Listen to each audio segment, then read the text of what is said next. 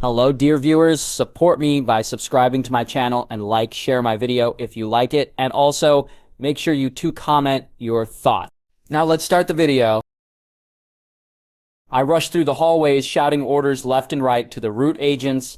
Hurry! All our forces must be on standby to protect the civilians. My eyes turned hastily towards Fu and Tarun, waiting at my side. Fu, Tarun? Deploy immediately to protect the Jinchuriki. I want all our elite around his position. Yes, Lord Danzo. They gave me a snappy salute before vanishing in a body flicker. I lifted up my right arm, feeling the Sharingan within. Red cloth was wrapped around it, with a mechanical brace circling my elbow and wrist. Kaito and Shiro had performed amazingly. Iwa and Kumo's shinobi were already mobilizing, while Sand had entered the land of rivers. Lord Danzo, you called me? Shisui had finally arrived. His ocular prowess would be essential in combating the invasion. I knew that the Akatsuki would come running the moment they realized their idiotic plan was doomed to fail. Like flies to a candle, they would be caught in my trap. But my target wasn't them. It was Zetsu, who I had to eliminate in order to prevent the revival of Kaguya. Everything had led up to this moment, and I couldn't fail. The world was counting on me. Shisui Uchiha, what you are about to hear us S-ranked confidential information. Do not repeat it to anyone else. At his nod, I continued. Konoha is about to be attacked within a week. The exact date is unknown, but we will need to be prepared. Attacked, Shisui's eyes widened, but the rest of his face betrayed no other emotion. Yes, within this scroll your orders. Execute them immediately, and then report back to me. I handed off the instructions to him, and he clenched it close to his chest. I understand, Lord Danzo. You can count on me. Good luck, and Godspeed. I nodded sharply, before moving once more to direct the necessary preparations. A soft thump reached my ears, and I smirked. Just the two I was looking for. I was wondering when you two would come back. Please, we did our job. Kaito smiled weakly, and I could see the effects of chakra exhaustion. Shiro was in a similar condition. Glad you did. I conceded. Report to the medical division and rest. The true crush shall happen in only a few days' time. Shiro frowned. If the Akatsuki really do attack, we'll have to fight pain. Yes. Kaito's head turned to the side in confusion, but I continued on. Kaito, you have mastered the Yandaime's jutsu. You must bring this fight away from the village to allow our people time to get to safety. I see. He looked down before chuckling. I'll do my best then. I suppose I'll fight then. Yes. Your Mangekyo Sharingan will allow you to face pain or the rest of the Akatsuki. But we can't forget that the Akatsuki might drag the other villages into their assault. That means other Kage. It was truly frightening, the threat against Konoha or other Jinchuriki if Cloud decides to invade. Correct. Shiro scowled at my response. It's best to get some rest now. Kakashi hastily drafted orders, recalling more and more of Konoha's forces from the border back to the village. He turned towards Fugaku, who was pulling reports of his own. How many police force can you pull to protect the evacuation? The Hoga are already on standby, watching for the threat. The former Uchiha clan had scowled. If we are to face other Biju, then the Uchiha must be present. My own Sharingan, along with Shisui's, should be able to neutralize them. The unspoken question lay between them. Fine, Kakashi admitted. Looks like he would have to clean up one of Danzo's messes. Shiro was one of Danzo's experiments. Fugaku scowled, and Kakashi sighed. Think of the uproar it would have thrown in your clan. Now that there's no more of the old clan system, he can stand on his own. I wish to speak to him after this crisis. Fugaku snapped. Any Uchiha who has mastered the Sharingan's power to such a level is essential to teach future generations. Please, Fugaku, now's not the time. Shikaku paused, looking up from the reports. We all have questions, like how Danzo had a secret Jinchuriki up his sleeve, or how the Yandaime had a bastard.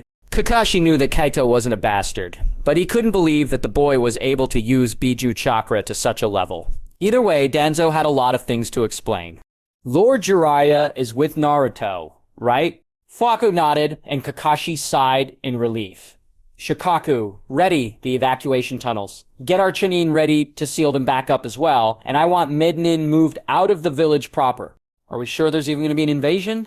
Shikaku questioned, and Kakashi frowned. Thankfully, Fugaku answered him, With the rather, shall we say, large display ordered by Danzo, I'm sure all the other nations would love to wait patiently, then strike.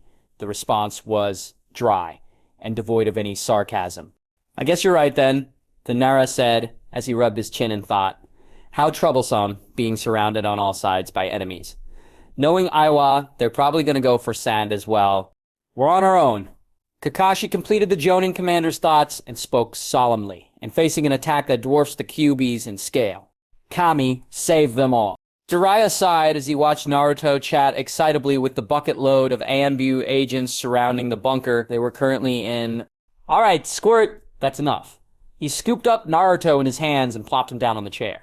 Come on, Naruto whined, crossing his arms in frustration. I don't get it, why do I have to sit here when everyone else gets to be outside?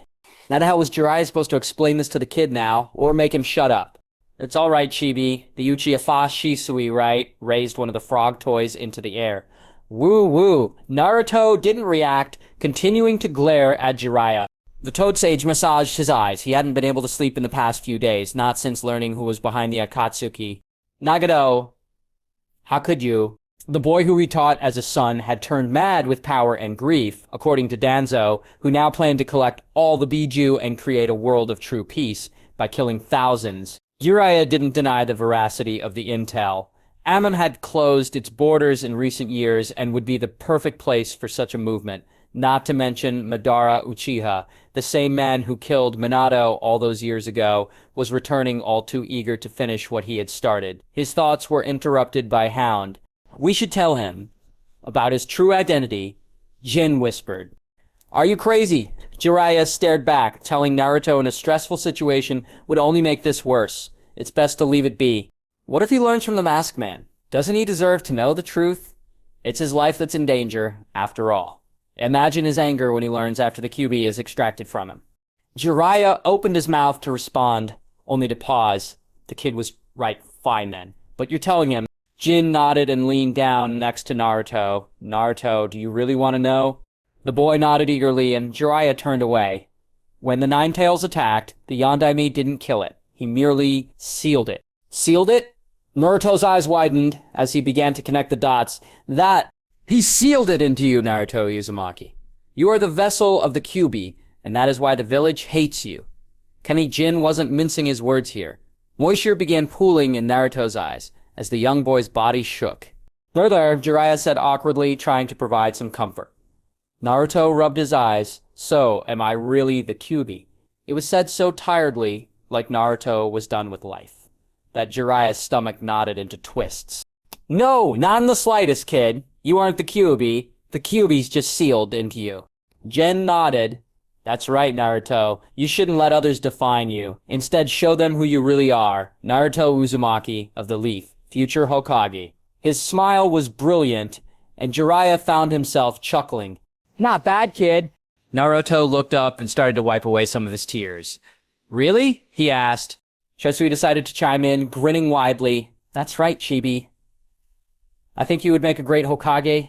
And as Jiraiya watched this scene, he found his heart warming up once more. This was the will of fire, the reason why he still fought for Konoha. Let the Akatsuki, let Nagano come. He would face them all to protect that smile, and who knows, maybe Naruto was the child of prophecy he was searching for. Hizashi watched the forest around Konoha Baikugan, searching for any foreign nin. At his side was Kaito, one of Danzo's most loyal agents, and the Yondaime's bastard. Have you got anything? Hizashi was about to respond, but suddenly felt a burst of chakra in the woods. Zooming in, he could see shapes approaching the village. I do. Incoming, he shouted, turning to the side, only to see Kaito disappear in a yellow flash. Shifting his body up, Hizashi felt his chakra tense, ready for the fight of his life. 6 figures rose into the sky, towering over Konoha. Hizashi craned his eyes up, sun-blocking him from making out their faces. And then they spoke, akin to a god.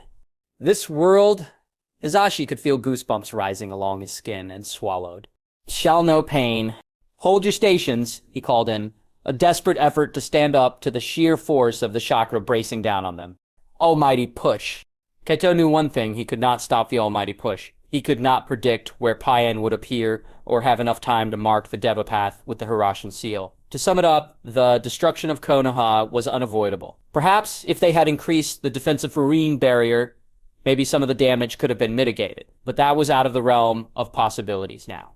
Appearing in front of the Hokage, he spoke hurriedly. Lord Hokage, they're here, in the west sector. Forming a snake seal with his right hand, he marked them on the map, laid within the battle center.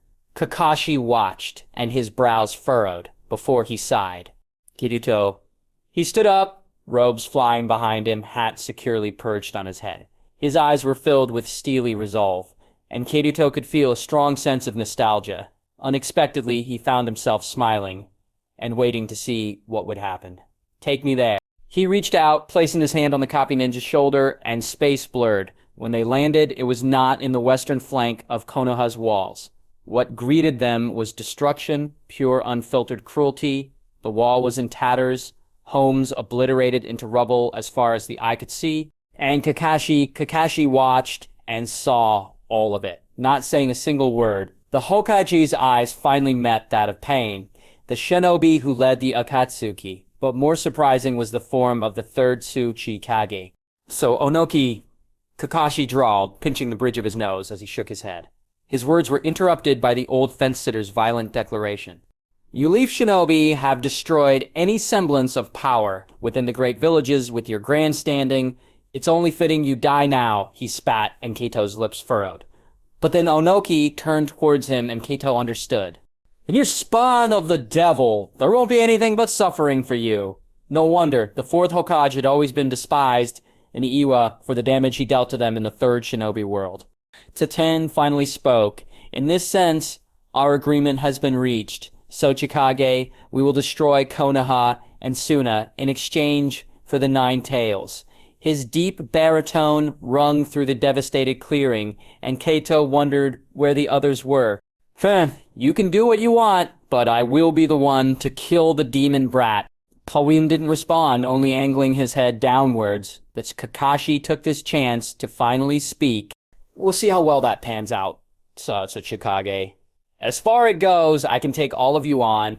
He raised his hands, kunai at the ready. As the Hokage of the Hidden Leaf, as Kakashi of the Hidden Leaf, let me tell you something. I won't let you leave this place alive. And with that, he nodded to Keito. The message was clear, and Keito once more disappeared in a flash. Kakashi had read the files on the Rinnegan's ability, and how it worked. As long as he separated the paths and removed their shared vision, he would be able to pull a win. In the distance, he could see Iwa Shinobi pouring into the ruins of the once proud Leaf Village. Pine, no doubt, had given them safe travel on his army of summons. But right now, he had to deal with the present threat and rely on his fellow shinobi. Only the Deva Path was in operation currently, which meant that the others were probably not far behind. Unless Onoki had used a variation of the second Earth Shadow's camouflage jutsu to hide them, now that would be truly terrifying. But right now, he formed 2 shadow clones and leapt backwards, teeth biting into his thumb, as he performed the summoning jutsu. Dharma emerged, flipping onto Kakashi's shoulder, and Kakashi threw his headband into the wind, Sharingan spinning into life, just in time too, as the Deva Path rushed forwards, delivering a solid haymaker, which Kakashi barely dodged. When Kakashi moved to respond, a hand slammed into his back, and he could see the burly form of the Asura Path restraining him. So Onoki was cloaking the paths, not that it mattered, as Kakashi detonated the exploding shadow clone. Once more, the opposing forces considered each other.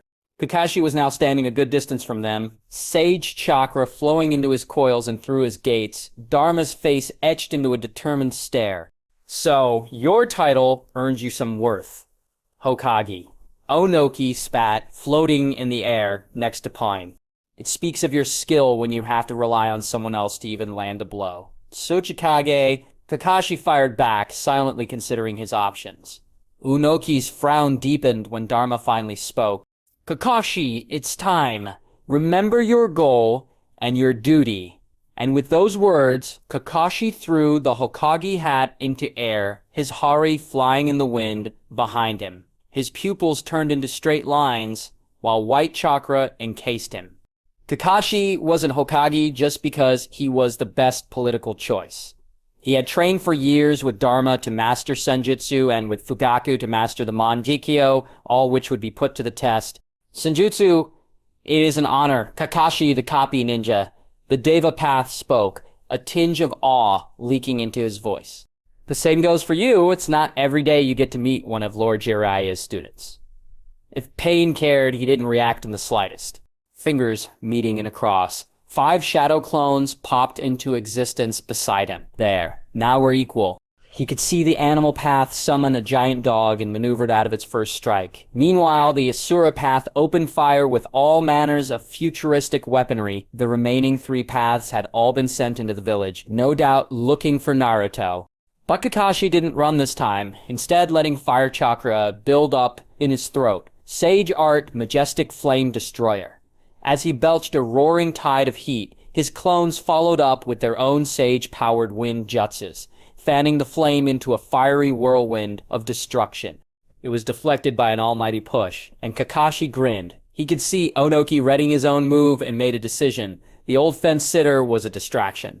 Judun, atomic dissembling. The white cube of chakra ran towards Kakashi, who opened his left eye to the max. Kamui. The swirl wrapped around the technique, negating it, while he wrapped a genjutsu around the vulnerable Sochikage. The Sharingan's genjutsu prowess was undefeatable, and with his shadow clone's help, he weaved a simple illusion. It gave him the moment he needed to strike, just as Dharma opened his mouth and howled. Sage Art, Dogpack howling, Kakashi grinned as the shadow clones all began to howl, while he rushed forwards, lightning sparkling to life in his right hand. The paths were paralyzed, and with the additional boost of the Sage mode to his speed, his Chidori rammed straight through the old Earth Shadow's chest, who, in a last-ditch attempt to survive, spun his body out of the way. His arm flew into the air, collapsing as blood spurted onto the ground. The Deva Path watched, before finally snapping out of the genjutsu. This changes nothing, Hotake. Almighty push. The cone of pure force erupted once more, throwing Kakashi backwards as his shadow clones grabbed his leg, forming a human chain. Onoki rose to his feet, panting, and growled, "Curse you, leaf dogs. I'll kill you." Dharma suddenly spoke. "Kakashi, can you sense some foreign chakra in the Tsuchikage's system? It's almost like he's in a genjutsu." That would explain why all of his moves were so sloppy, and why he seemed to be circle-jerking the Konoha hate so much. Pidin didn't respond to Dharma's accusations. For Kakashi, his silence was damning. Without a leader, without the majority of their forces, it would be extremely easy to steal the Jinchuriki. "You know, Pai, you might just let me kill him. It would be against any of my plans, Hokage, but you are welcome to try." And that was all Kakashi needed. His right eye spun and he whispered, "Kamui." Onoki's head disappeared, while his now headless corpse collapsed to the ground.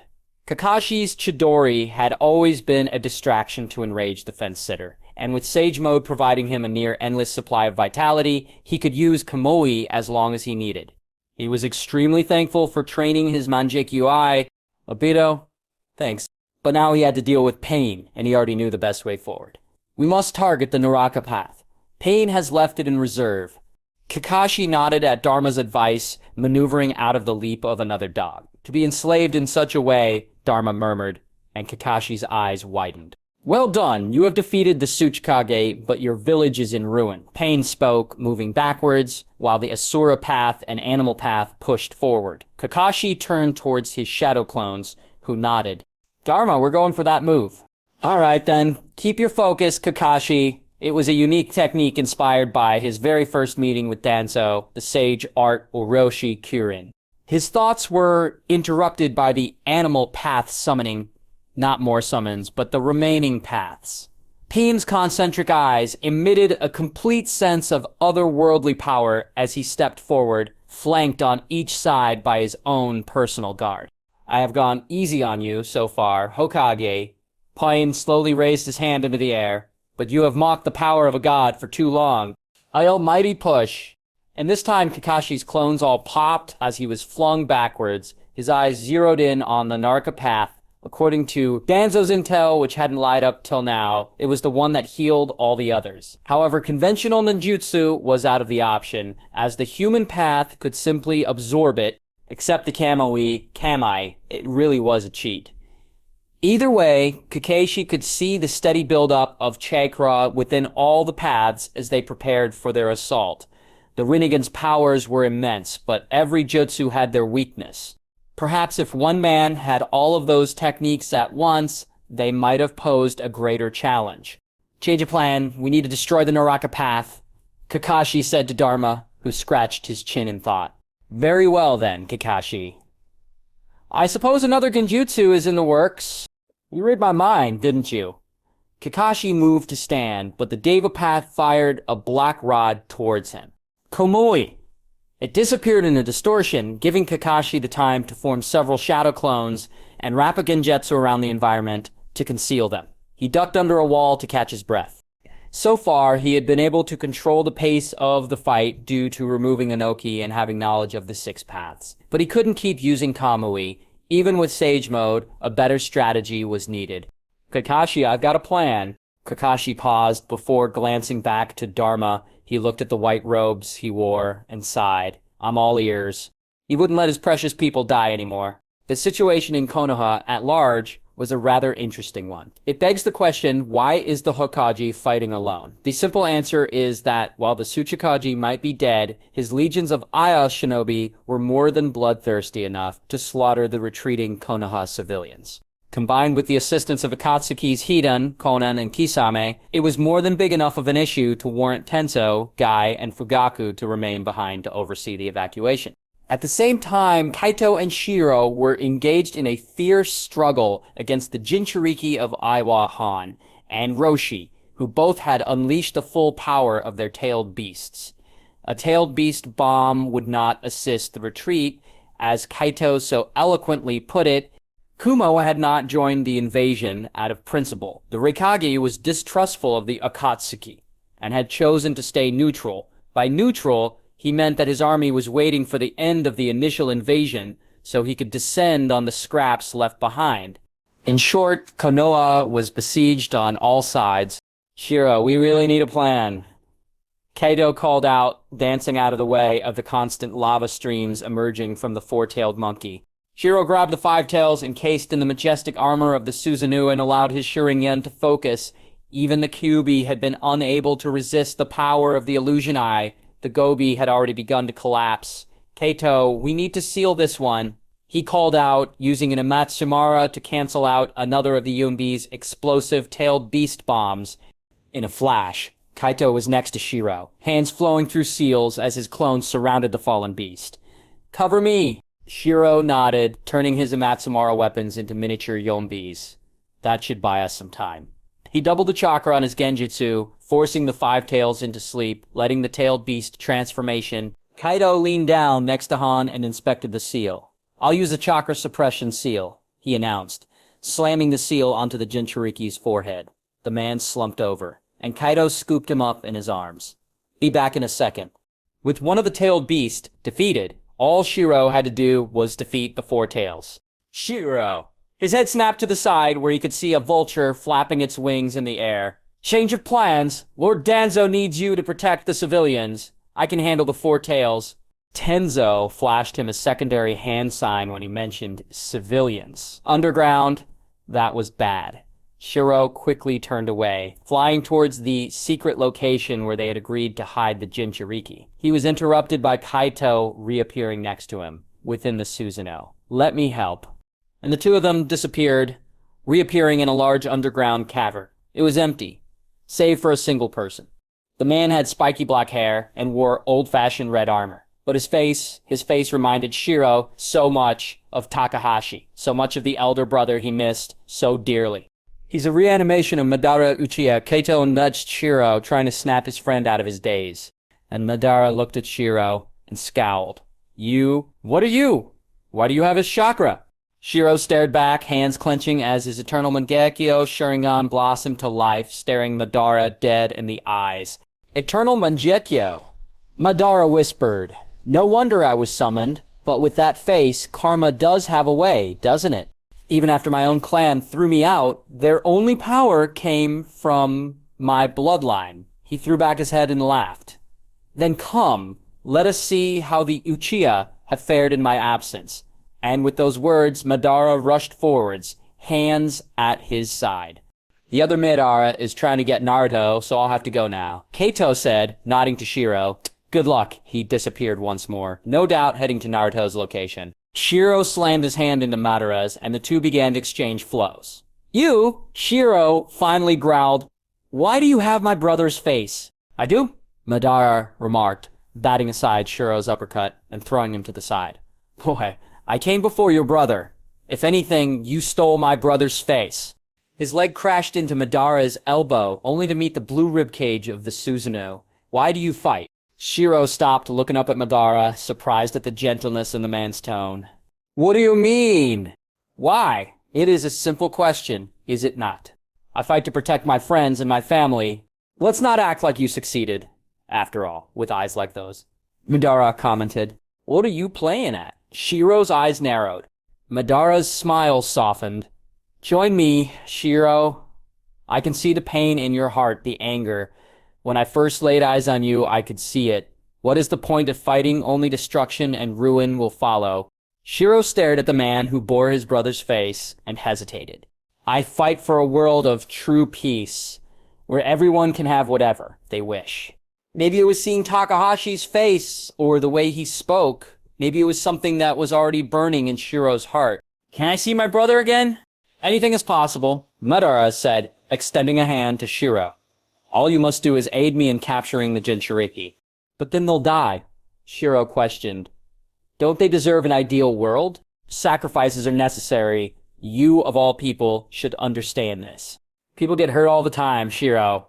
We can't save everyone. Takahashi looked at the burning village, sorrow reflecting in his eyes. A world where everyone could be happy would be beautiful. I'd like to see it. Takahashi, Shiro muttered, silently considering Madara's offer. Why should I betray Konoha, then? The world isn't just Konoha. Konoha has hurt hundreds, and you are no stranger to that. A world of happiness for one people, one nation, no. I want peace for everyone. As he thought, he was interrupted by a voice he truly recognized. Shiro! Turning, he stared at Takahashi's face, the signature cracks of the Nine Maze reanimation jutsu etched over his expression. Madara watched the scene with amusement dancing in his eyes. So, this is your brother? Don't even think of touching him. Takahashi smiled at Shiro, stepping protectively in front of him. A world born out of hatred is not perfect. A world born out of the death of the innocent isn't worth anything. Shiro snapped out of his daze. What was he thinking? The Nine-Tails Jinchuriki was just 8 years old for Kami's sake. He didn't deserve to die. Shame then, Madara said ruefully. It appears I will have to destroy you. Takahashi, Shiro looked at awe at the ghost of his older brother. It's all right, Shiro. Let's win, and then we can talk. His voice was soft as ever, and Shiro found himself smiling like a child once more. There was blood on his hands, blood so ruby red and bright. It gushes, it laments, it sings in his head all the wonders he denied, and he hates it. It's vicious hate, hatred for something that exists behind the boundary, beyond his own comprehension. Takahashi is sick. That is what he thinks, at least. He trudges on the road, pausing slightly to let Shiro catch up. The rolling hills are still green, still pure. There's something of innocence, or whatever is left of it. If he bothered to look closely, near the verge at the edge of his vision, he could see a rose bush fluttering in the evening wind.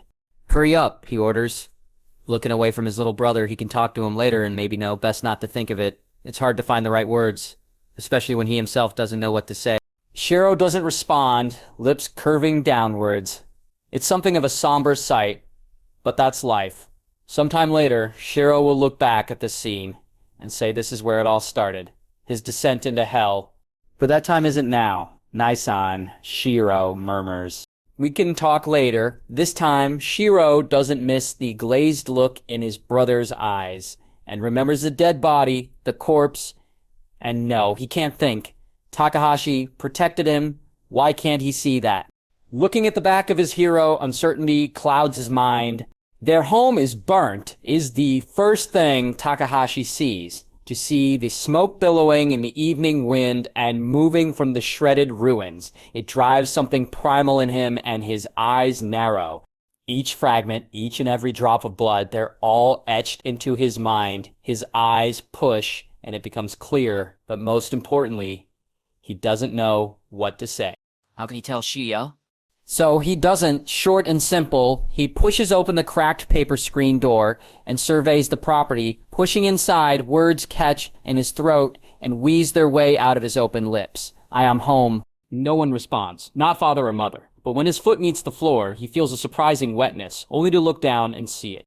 Blood, blood, blood, it's everywhere, flowing and oozing. All over him, he screams. He gasps at the sight before him, torn from looking away or keeping his eyes affixed on the sheer blasphemy.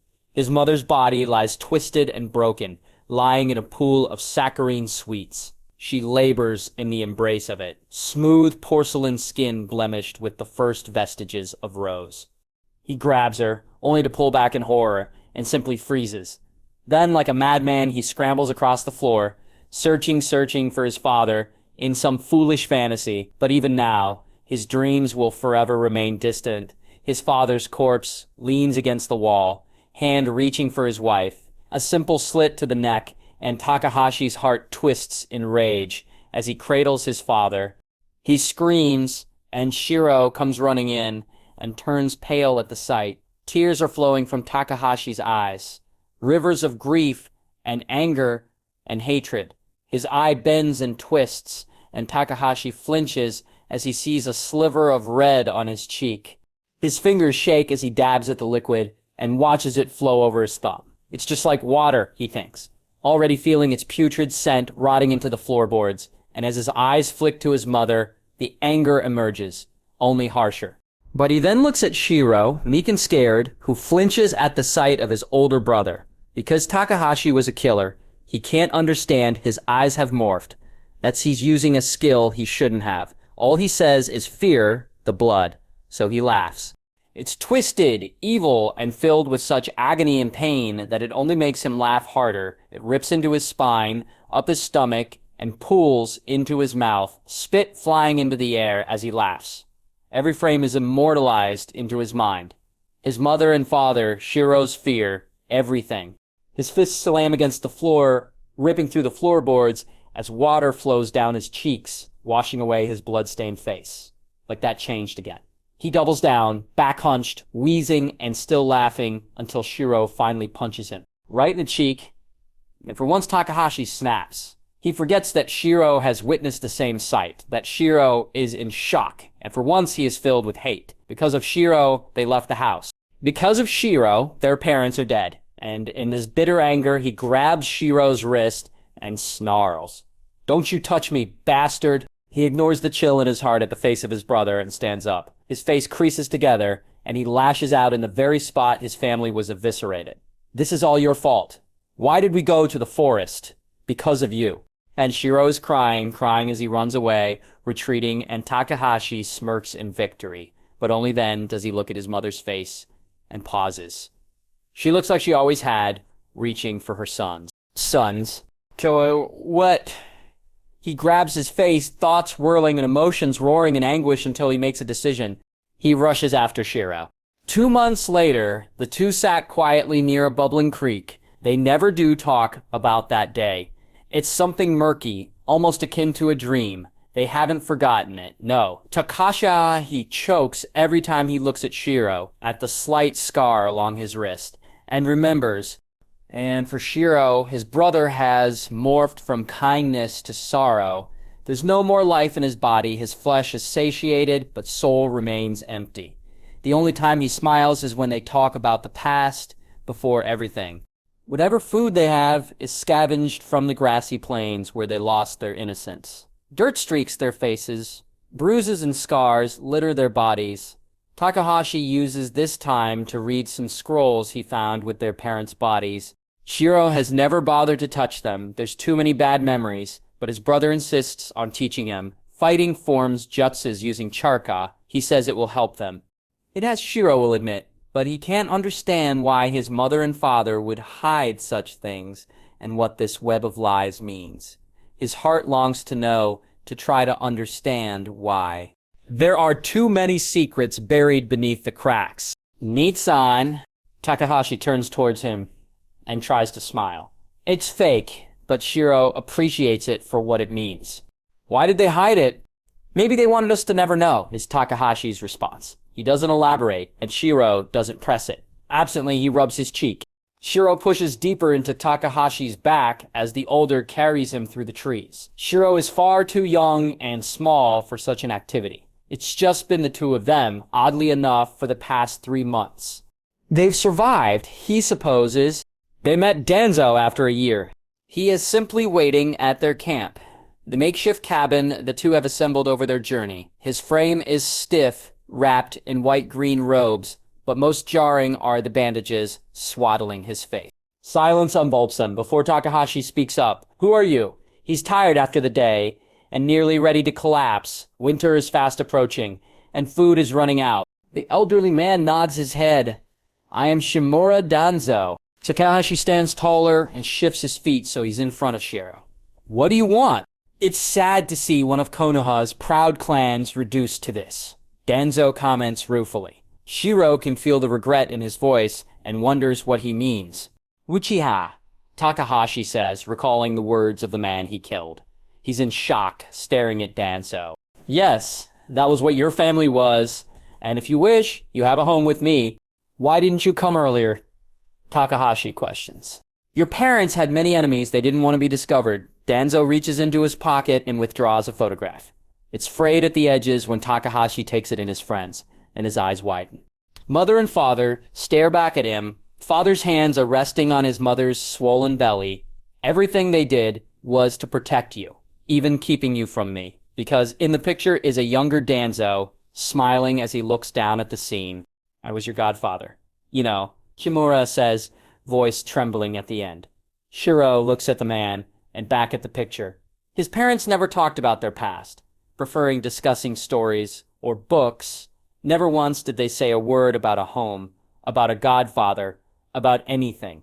He doesn't know what to say. What should he? We accept. Takahashi's voice breaks his train of thought. He leans down to Shiro. We can't survive out here forever, Shiro. This man seems trustworthy, and I'll protect you.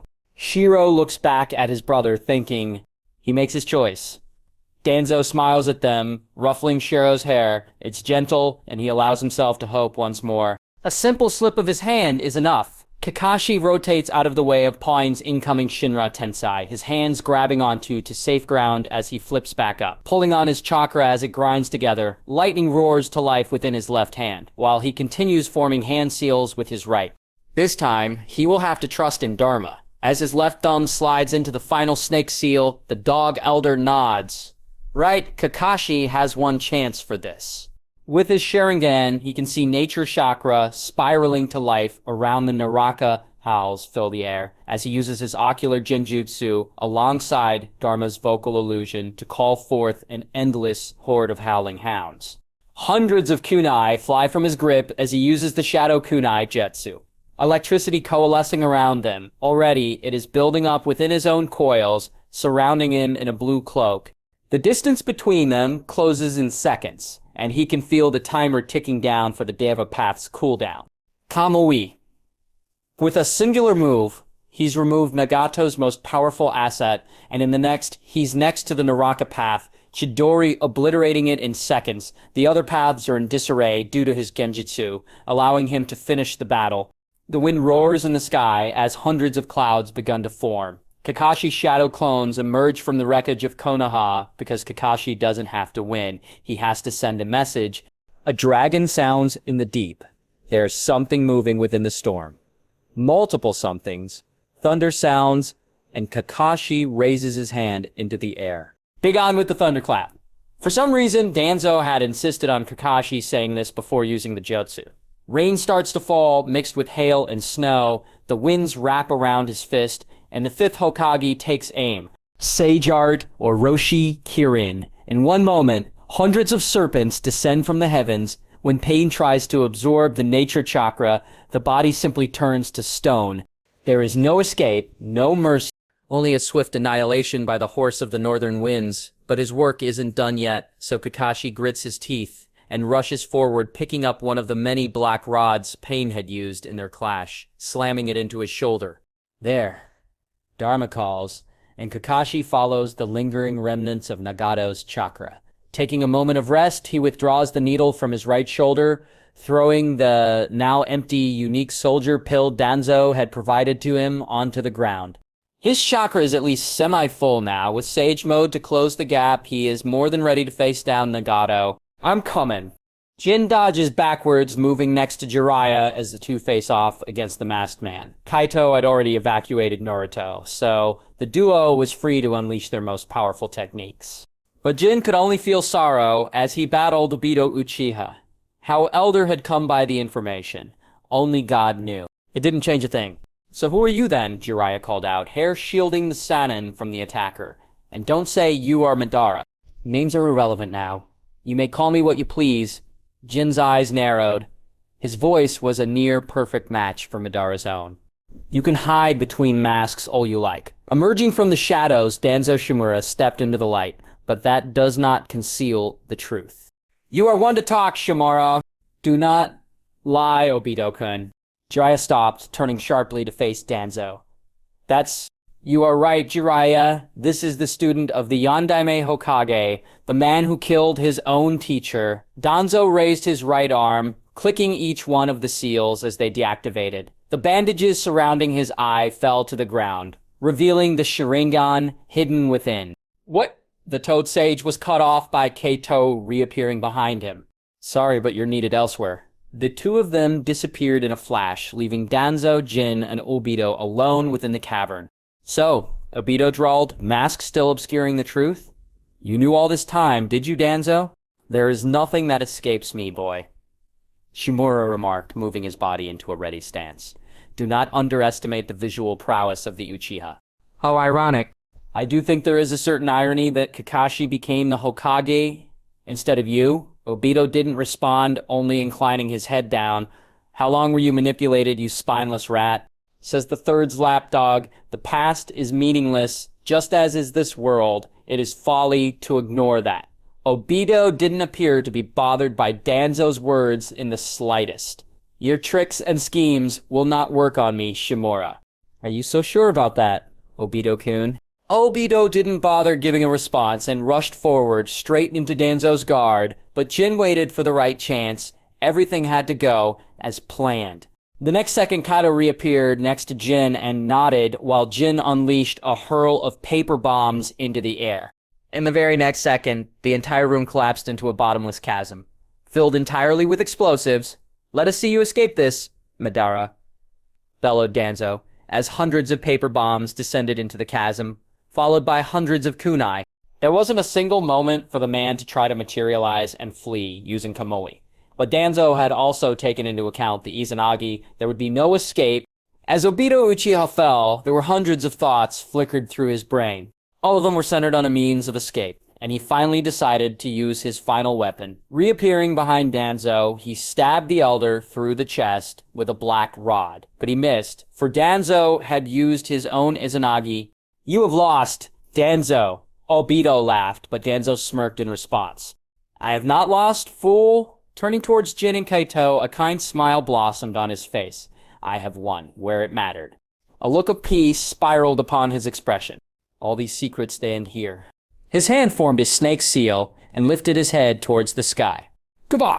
For Obito had forgotten one thing, the entire cavern was composed of C4 and wrapped with millions of explosion seals, all designed to cause the largest amount of destruction.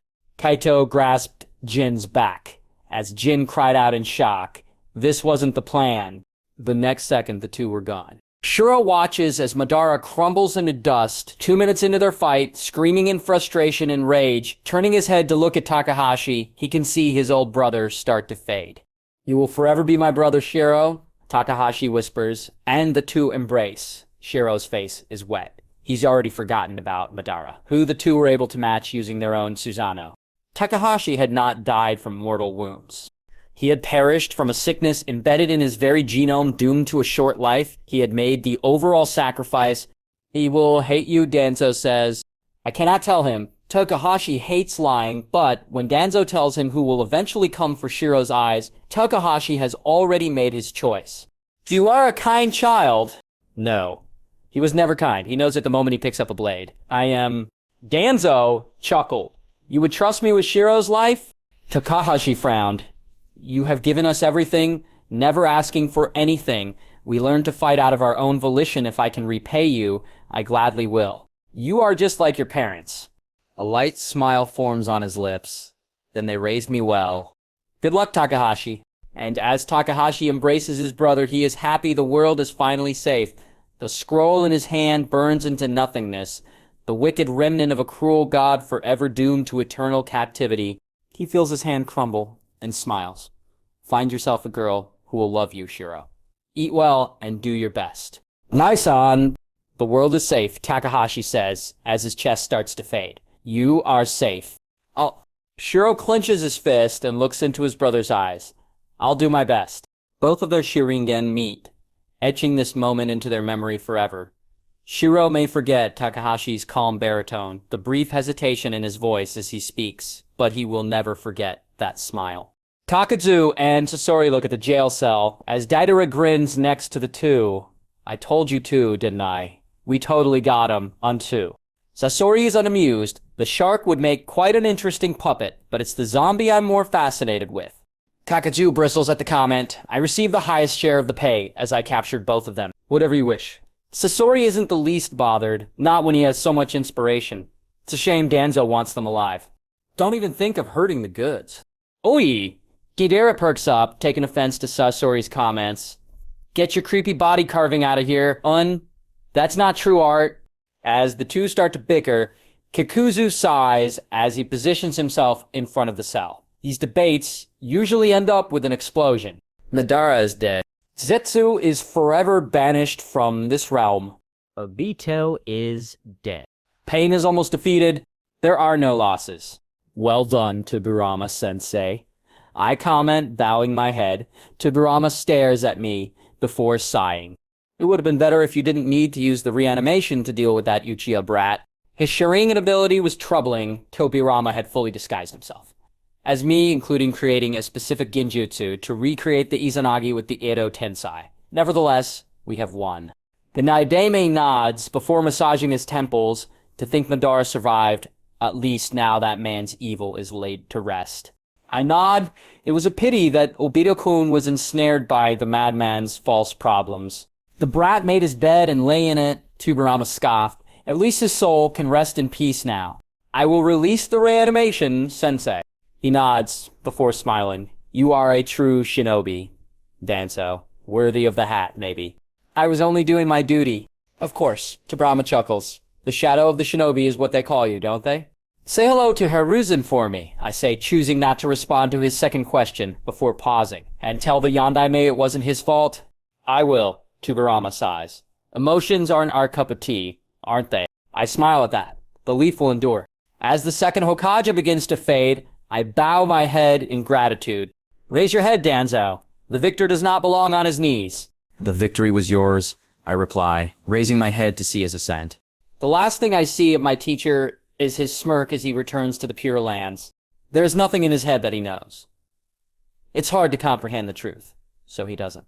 He picks up the hat of the Hokage and does his job, just like ANBU. Just like before. Step after step, he wanders, playing the visage of a leader. Kakashi finds himself in front of the memorial stone, heart-wrenching and turning as it had 10 years ago. How did Obito, so full of life, become a monster? Obito wouldn't give up. He wouldn't lose hope like Kakashi had because he was better. Reaching for the hard rock, he realizes something. Everything is a lie. How can Kakashi ever look at that name now? The boy he had idolized, who he had promised the world for, was the same man who killed his teacher. It is light and shadow. He closes his eyes, choosing not to respond. The boy made his choice. You made yours. But that's not Obito. Kakashi won't accept it. He can't believe that. You know it to be true. Danzo finally says, and Kakashi wonders why his life is such a joke. It seems everything is perfectly planned. One little step to the next. Someone close to him dies, and he comes back here to the unfeeling stone. Danzo speaks to him and he moves on, each time like a chorus in a maddening tune. You knew the accusation hangs in the air. I did, Danzo admits, hands gripping onto his cane. He looks sorry and nods his head at Kakashi. I knew since the beginning. He strung me along. His fingers curl around each other, and Kakashi lets a trail of killing intent leak into the air. Since the first day, when you told me when I became the Hage, you dodged the question. I never lied to you. Shimura straightens his back, his singular eye appraising Kakashi. I would never have wanted you to know, to endure such pain. Pain? Kakashi's voice is soft, and he surprises himself with his calm. The word itself, and Danzo's use of it, makes him remember Nagato. Their discussion had been enlightening, with Kakashi offering reparations and managing to negotiate a peace deal. Jiraiya had left Konoha, traveling to Ame along with his former students. Kakashi of the Sharingan. Never would I have thought to speak to one of Danzo's students. The man is not what he seems, he is. He sees all, knows all. Beware. Hokage. Now, those suspicions have relit themselves in Danzo's mind. You interfered in Nami, didn't you? That's why pain was born. Ever since Yaiko died, I have embraced this pain. It connects us, binds us. Only when we all understand pain can true peace be achieved. There is no other answer. Danzo doesn't respond initially. I did. He says briskly, but that doesn't excuse the actions of pain either. Kakashi doesn't care. Everything seems to lead back to you, doesn't it, Danzo? Me becoming Hokage, the invasion of Konoha, sound, you know, everything. Thinking back, Kakashi suddenly realizes why Danzo chose Guy as a student. No one would have taken Guy as a student. Why would they? But Danzo did. No, that's impossible, but it makes so much sense. Everything had changed since the Kyuubi attack. When training the Kamui, Danzo had constantly warned him about the dangers of space-time ninjutsu. You're from the future. Danzo's eyes dilate in surprise, and Kakashi jumps on the opening. The Uchiha clan, separating from Konoha, their disillusionment was fixed by you. It was you who constantly guided the Leaf to killing Orochimaru, you who helped out. Then Danzo had assisted Jin and Kaito, along with Shiro. Those three, the experiments created by Orochimaru, they helped cripple Konoha, didn't they? And Pain and the Akatsuki, and he can't bring himself to say Obito, so he skips over it. Kakuzu and Sasori the Sand both assisted with our defense. Under your command, Kakashi had heard from Guy of the two missing nen helping him restrain a downed Kasame and Hiden following the attack on the evacuation zone. Both of them were missing nen, which means they were probably recruited into the Akatsuki. But worst of all, Naruto.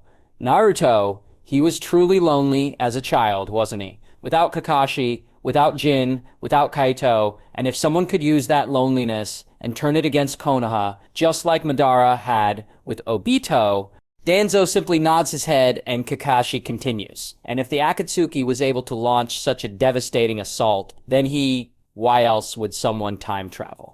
Your skills of deduction are truly impressive, Kakashi. Danzo murmurs, looking away. There is hesitation in his voice, and Kakashi wonders what kind of future he came from. Both of them are silent until Kakashi finally speaks up. Why? Obito Uchiha killed the Yondaime Hokage. He placed the Yondaime Mizukage under a genjutsu and led Kiri into a civil war to fulfill his plan, all under the guidance of a being known as Zetsu. That's a lot to take in. What is this Zetsu? Kakashi asks, wondering if he's better off not knowing. Zetsu was a being created by Madoru Uchiha to serve as his will after the latter's death and manipulated Obito for the majority of the child's life. You knew all this but didn't think of helping him? Kakashi knows it's stupid after the words leave his mouth, but he so badly wants to know. Danzo avoids his gaze, frowning. I could not convince him otherwise. While you may know Obito as a kind boy, I have only seen the monster he is. I see. Sacrifices must be made for our future, Kakashi. You of all people know this the best, and Kakashi knows. Exhaling softly, he looks at the ground. What was the future like? Danzo hesitates for a fraction for a second, his right eye twitching. It was not hell, it was not horrible, but the cost for such a world... He shakes his head, lips tugging down. The light dies in his eyes momentarily, lost to a world of memory. Pain succeeded in creating peace, didn't he? Kakashi asks, He did. A world where war meant mutual assured destruction. Danzo sighs and he appears so tired that Kakashi can't help but pity his sensei, where people were more content with an illusion of peace than a reality. Kakashi nods. There isn't much more to say, at least. He leans down in front of the memorial stone and sits on the grass. It's still wet with the morning dew, and he thinks about how this stone was able to survive Konoha's destruction. This has always remained the center of his life, since Sakumo, Obito, Minato-sensei, and Rin. It is the center of his world, his second home in a sense. He hears the grass crunching as Danzo sits down next to him, arms lying in the elder's lap. He doesn't look at Kakashi, keeping his eyes in the distance. "Let me say something," he says, rubbing his fingers together. "If I give you the time travel jutsu, you could fix everything. The Yondaime, Obito, your team." Kakashi's breath hitches as he turns to look at his teacher. "I will not hate you for it," Danzo chuckles, grinning a little. "But at the end, would it change anything? You already failed once. What difference is going back in time then, living a dream?"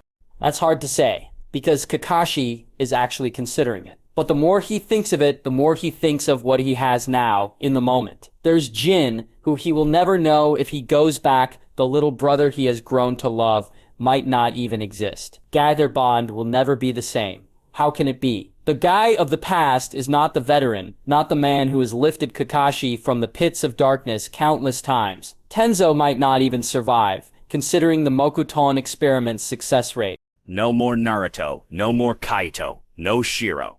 And he doubts he will ever meet Danzo this way. "No, I wouldn't change a thing," he finds himself saying, filled with confidence. He laughs suddenly, body shaking uncontrollably. "I can regret it, but I wouldn't change it." Looking at Danzo, he suddenly wonders how much was lost. "Danzo-sensei, how much?" "None of you existed there." Danzo says somberly, "You are only remembered on paper, merely a story. There's something beyond these words," but Kakashi doesn't press the issue. Danzo clearly has already spent countless hours lost in those memories. "How's the situation in the village?" Danzo blinks in surprise. "Done already?" Kakashi eye smiles.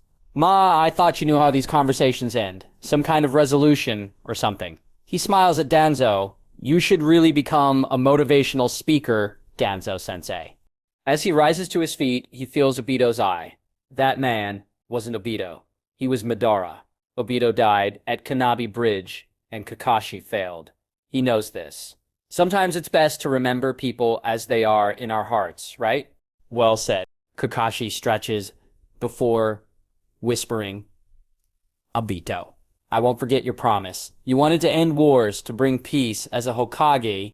Looking up at the sun, Kakashi clenches his fist and promises, "Just watch. I'll make your dream a reality. A world where Rin didn't need to die. A world of peace." Somewhere in the back of his mind, he remembers, "Just you wait, Kakashi. I'm gonna be the Hokage one day." Jin pushes his pen to paper, drafting letters to various merchants for all the supplies Konoha needs. Reports needed to be cataloged, missing, dead, and prisoners. Fuago had been particularly violent in attacking the Iwa Nin fighting alongside Itachi, not to mention the two Jinchuriki who were in Konoha's custody, and the corpse of the Third Earth Shadow. Root contacts had been invaluable in boosting the value of Konoha and Rio, at least by ensuring Konoha fulfilled the bare minimum of missions to prevent inflation. The Land of Waves switched to Konoha, and by extension, the Land of Fire's Ryo had been a boon in maintaining a continuous supply of food and lumber following the invasion, and Jin more than ever was thankful for the sheer wealth of Root. His eyes flicked to the screen placed next to him, detailing the current infrastructure in place. Tenzo had been busy utilizing wood clones in order to rebuild destroyed homes into shelters, while most of the civilians had been sent into Konoha's underground tunnels until the situation was clear. The current forward command center was a simple tent, nothing too grand for the Hokage. Kakashi had disappeared, although his shadow clones were rapidly cleaning up the wreckage. Jin winced slightly. The news about Obito must have seriously affected him. "Yo!" He looked. Black eyes meeting blue. Kaido wore a yellow kimono under his Jonin vest. He looked more like a samurai than a ninja. "Kaito," Jin mutters. "What's the status?" Kaito sighs, and Jin can feel the urgency of the situation. "All civilians have been sent to Root bunkers, and our emergency food supply has been opened."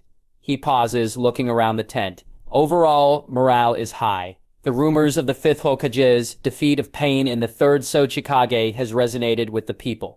Thank Kami that morale is high. Station Shonen in each of the bunkers.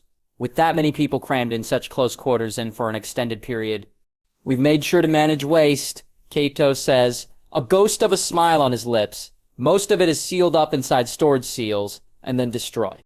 Jin nods. Keep a close watch on our usage of storage seals, Kaito. We need them to deal with the rubble and other debris within the village. Of course, Kato drawls, waving his hand in the air. The main issue is water at this point, but with Shinobi, it shouldn't be an issue. Leaning back in his chair, Jin nods. What about the hospital? First thing Tenzo rebuilt, and Anko, Kato smirks at Jin, has taken command of it. The Wii invasion had 0 casualties, thanks to Guy. Most of the injuries are being dealt with. Nothing too serious. Station more Shinobi around the hospital. It's the first building an enemy would target. Yes, Lord Hokage. Kaito teases, and Jin glares back. Any sign of Lord Kakashi? He was in shock about, Yeah, Kaito muses before shaking his head. His clones are talking with the civilians, at least.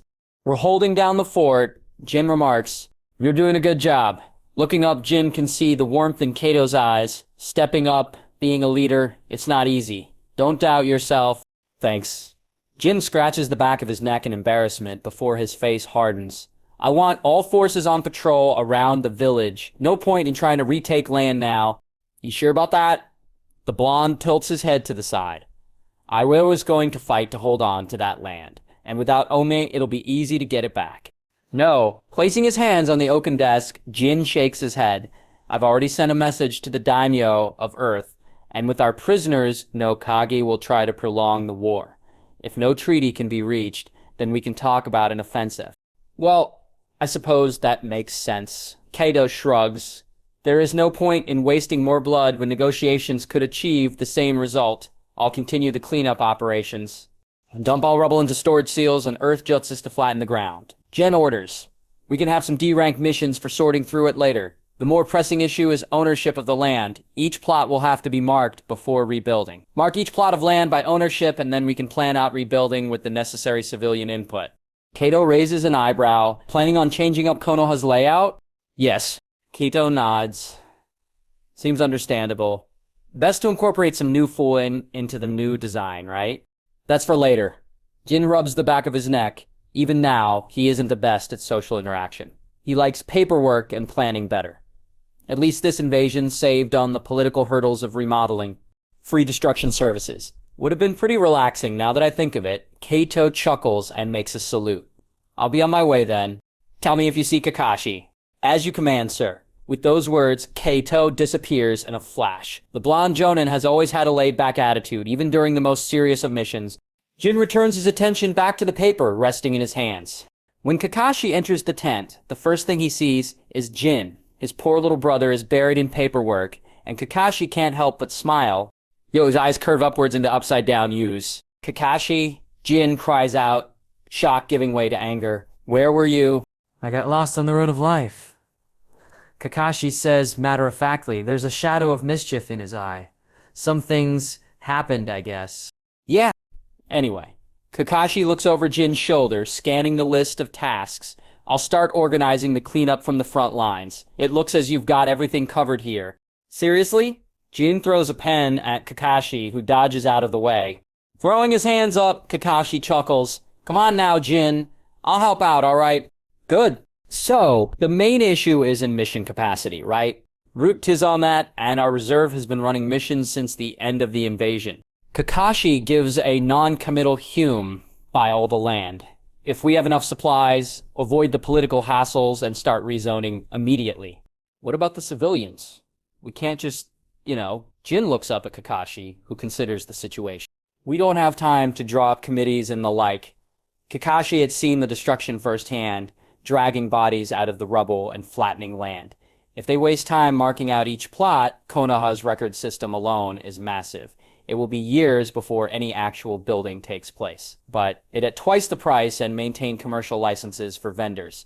They can rebuy the land later. Jin nods slowly. He initially had doubts about stores, but with licenses being retained, everything should work. All right then, that could work. It'll cost a little more though. We can increase the tax after an initial grace period, Kakashi offers. He himself wasn't the best at finance. But Danzo's lessons and books had helped greatly. Combine that with shadow clones and his own talent as a prodigy. What else was there to say? Konoha's financial system was built on the Ryo, issued by its central bank, which was under guidance by the daimyo's office. Each country had their own Ryo, and their value was usually determined by said country's mission output and status. The Land of Water's Ryo had depreciated rapidly following the Civil War, with missions crawling down and the nation's economy crumbling due to constant violence. The Land of Fire's large agrarian sector and powerful industrial might had allowed it to constantly have the financial edge against its enemies, and with Konoha's victories, the Konoha Ryo became the primary unit of trade in smaller nations as well. Either way, by moving all land into Konoha's direct management, they could rebuild far faster than dealing with each plot individually. He also knew of Danzo's own investments, which had allowed a sizable surplus for Konoha's budget. Either way, Kakashi has his own plans for further reform to the village, but had held them off. Martial law was currently in effect. Then that's settled.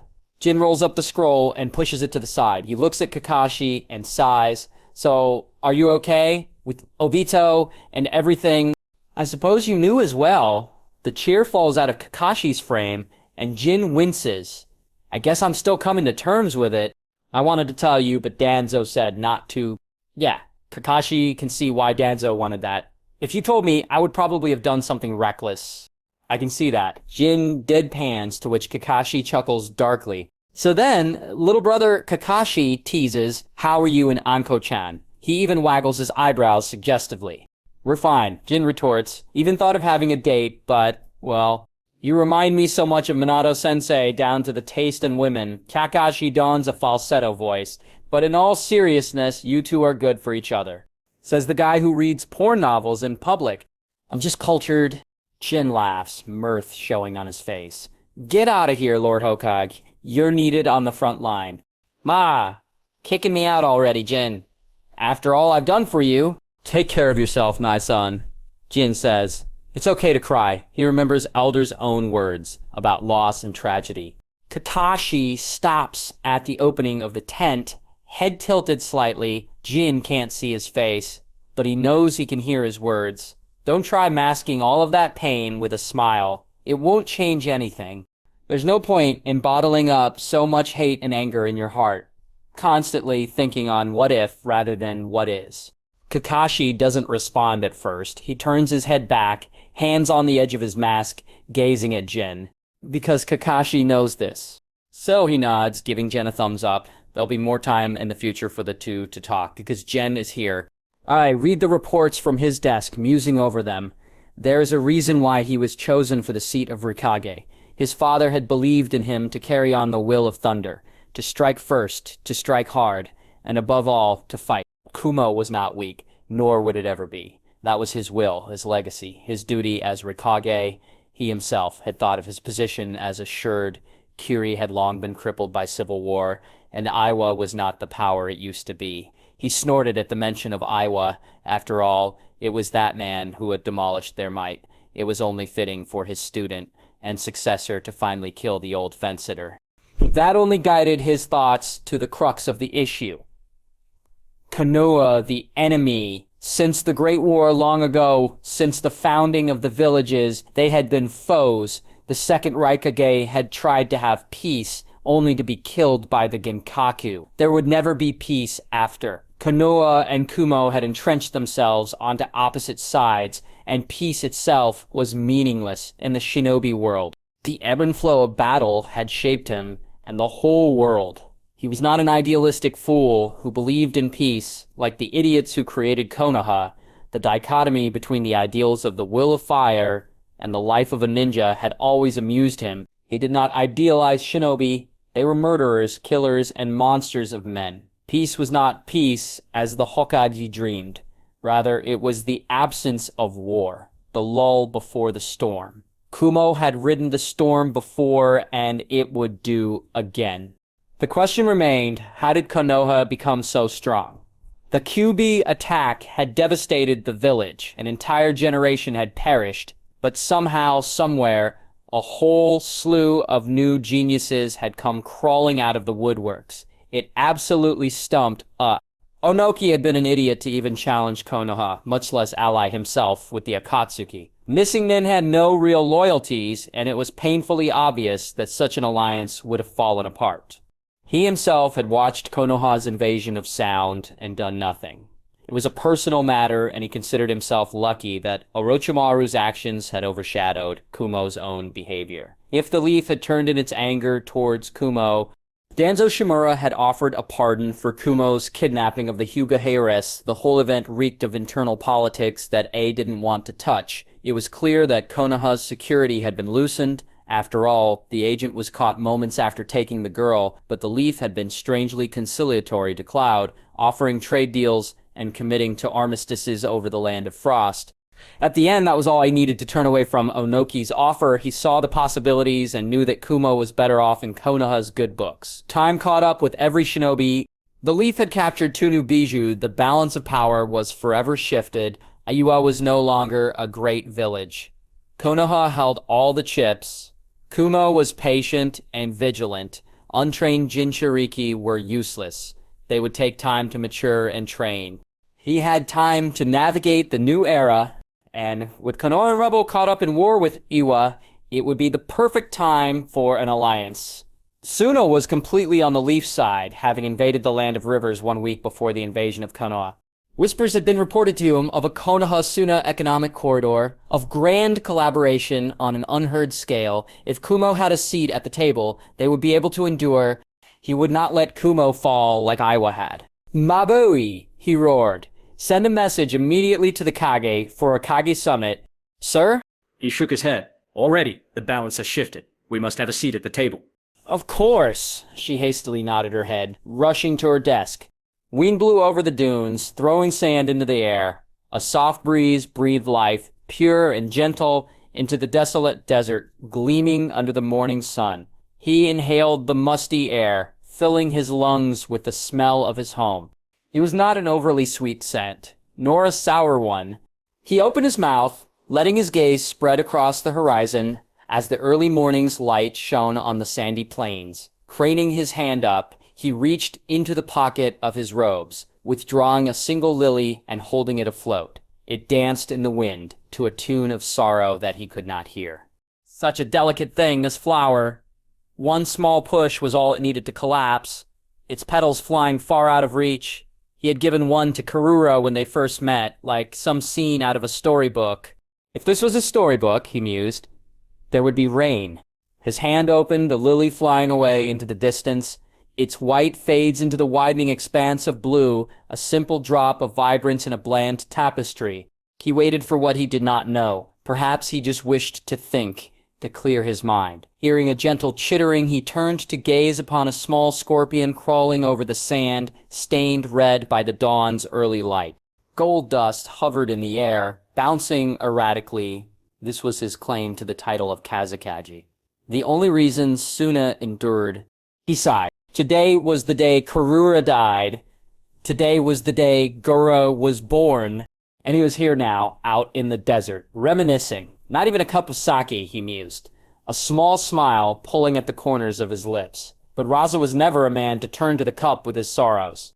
They remained locked up, tight and deep in his heart. To be soft, to be loving, was Karura's job. Her dream. She wished so deeply, so strongly, to take their children to see the sea. Her parents had moved to Suna from the south of Sand Country, seeking better fortunes.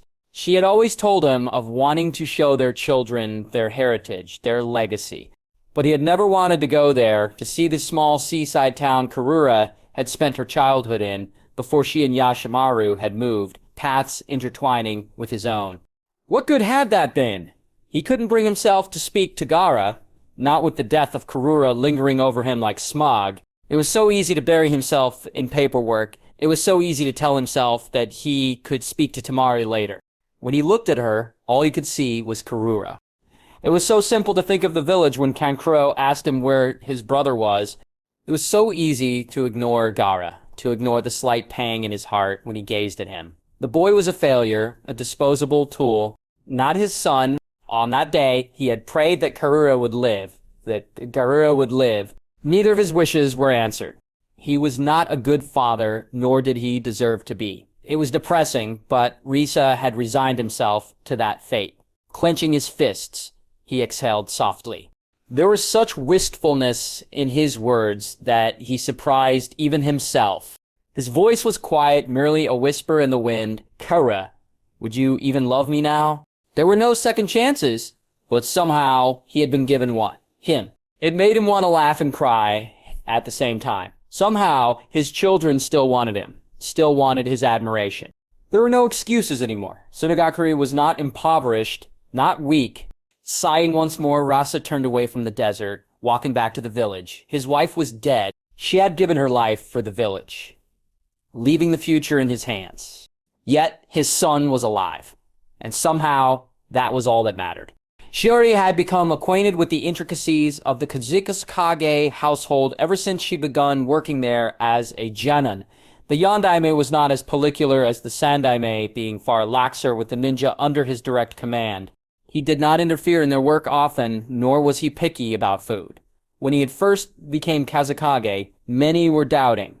The Sandim had been the greatest, revered for his famed iron sand, and his reign left little to praise. While he managed to pull Suna out of the war, the village lost most of its missions to Konoha. His attempts at making a weapon failed, leading to the death of hundreds, but she still respected him. Heavy was the hat he wore, and it was above her station to dare to criticize a Kage.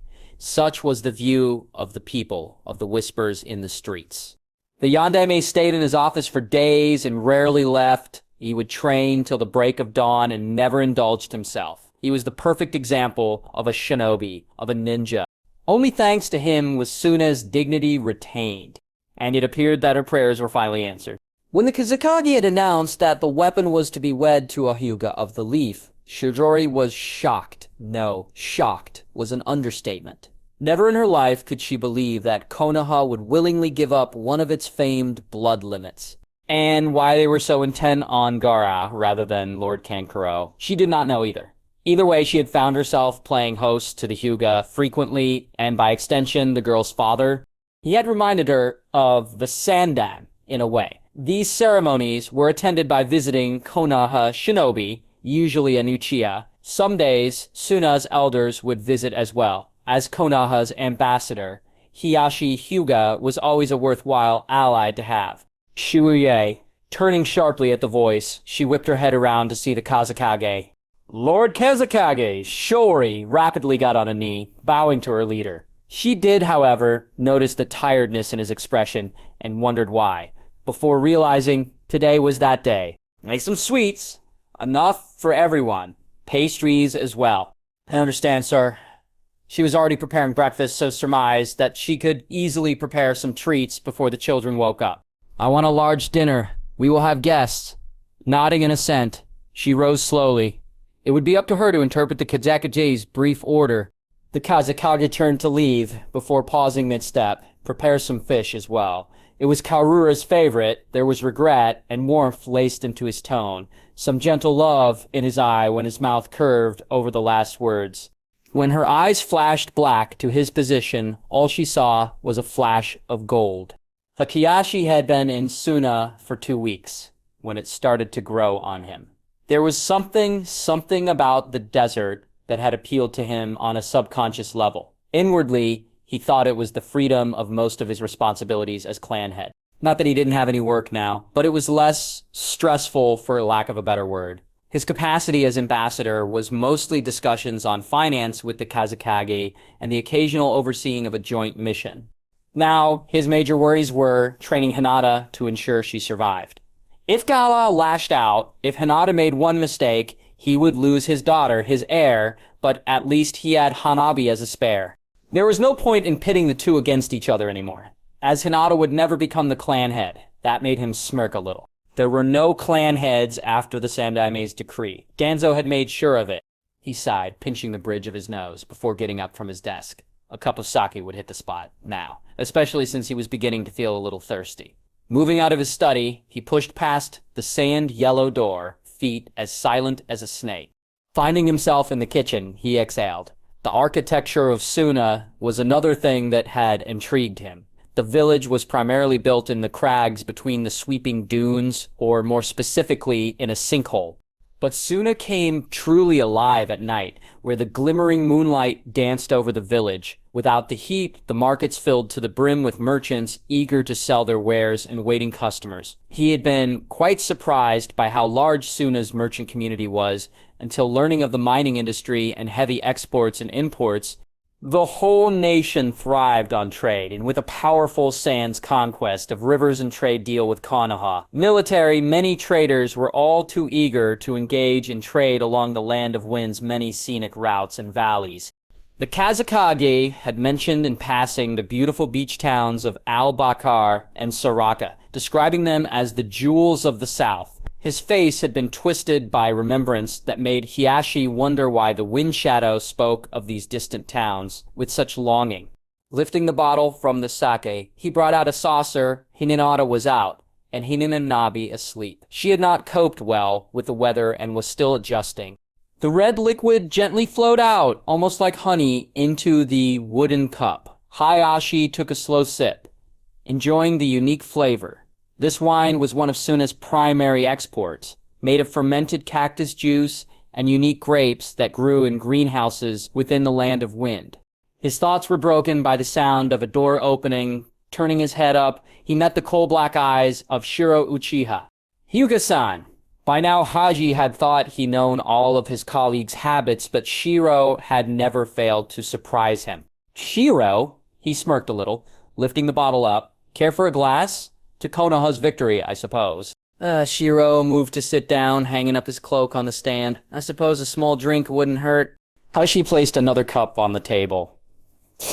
It was a shame that I could not have been there in person. Alas, I have done the best to continue support from my own post, he said, taking care not to let too much of his anger over the snub enter his words.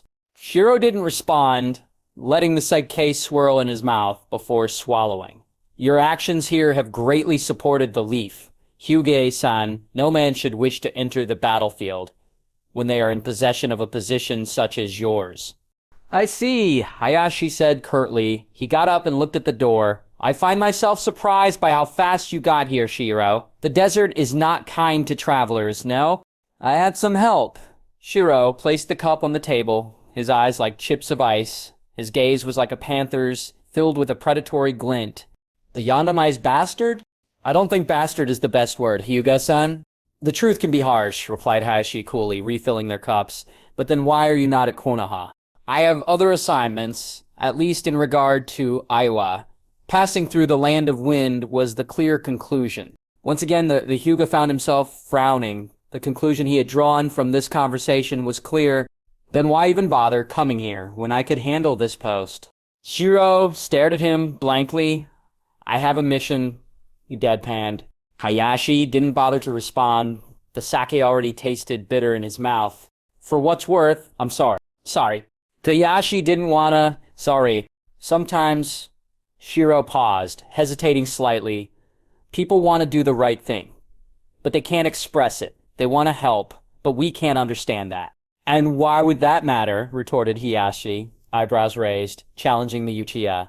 Maybe there's some higher calling for you being here, Shiro says cryptically. But, in all honesty, Hyuga-san, what man willingly wishes to enter the battlefield?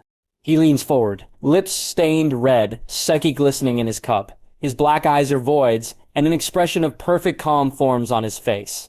To seek some pathetic form of honor in the suffering of others. That is what war is, and we shinobi nothing but its instruments. His fists clenched together, face contorting with rage, before he exhales softly. You have been given a chance to end this cycle, to move beyond war, yet desire it simply to prove your own worth. Tell me I'm wrong. Tell me. Hayashi's face is as calm as a lake at midnight, but ripples are starting to form. I have served Konoha far longer than you have, boy, and you would do well to remember it. His expression is one of cold fury as he speaks. But yet I have been snubbed, my honor insulted, my own competency questioned. I do not seek some cruel death. What I wish for is respect for my station. I see. Shiro nods his head. I can see why you would feel threatened, Hyuga-san. His eyes, once chips of ice, melt away. But I promise that you shall never be treated as undeserving as your station. If my honor is worth anything, I ask you trust in me. There shall always be a place for you in Konoha. The anger in his tone has faded away. Let us seal this pact, then, in blood. Hiashi watches Shiro's face closely, smirking slowly at the flash of surprise. You would wish us to be blood brothers, Uchiha and Hyuga. It was not by choice that I came to this desert, and I would feel satisfied knowing you would protect Hinata when I cannot. After all, the Sharingan is able to control Biju. Shiro sighed slowly, rubbing his chin in thought. Very well, Hayashi. Hayashi smiled and poured soke into his cup, before intoning, "May Raijin smile on our meeting, and may he hold our pact together." He then drank it slowly, emptying half of it before passing it to Shiro. Shiro looked at the wooden cup slowly and then spoke, "May Raijin guide us both along this new path." Lifting the cup to his lips, he emptied it one gulp before placing it on the table. This marks us as allies, brothers. Although the ceremony was quite crude, Hiashi was satisfied.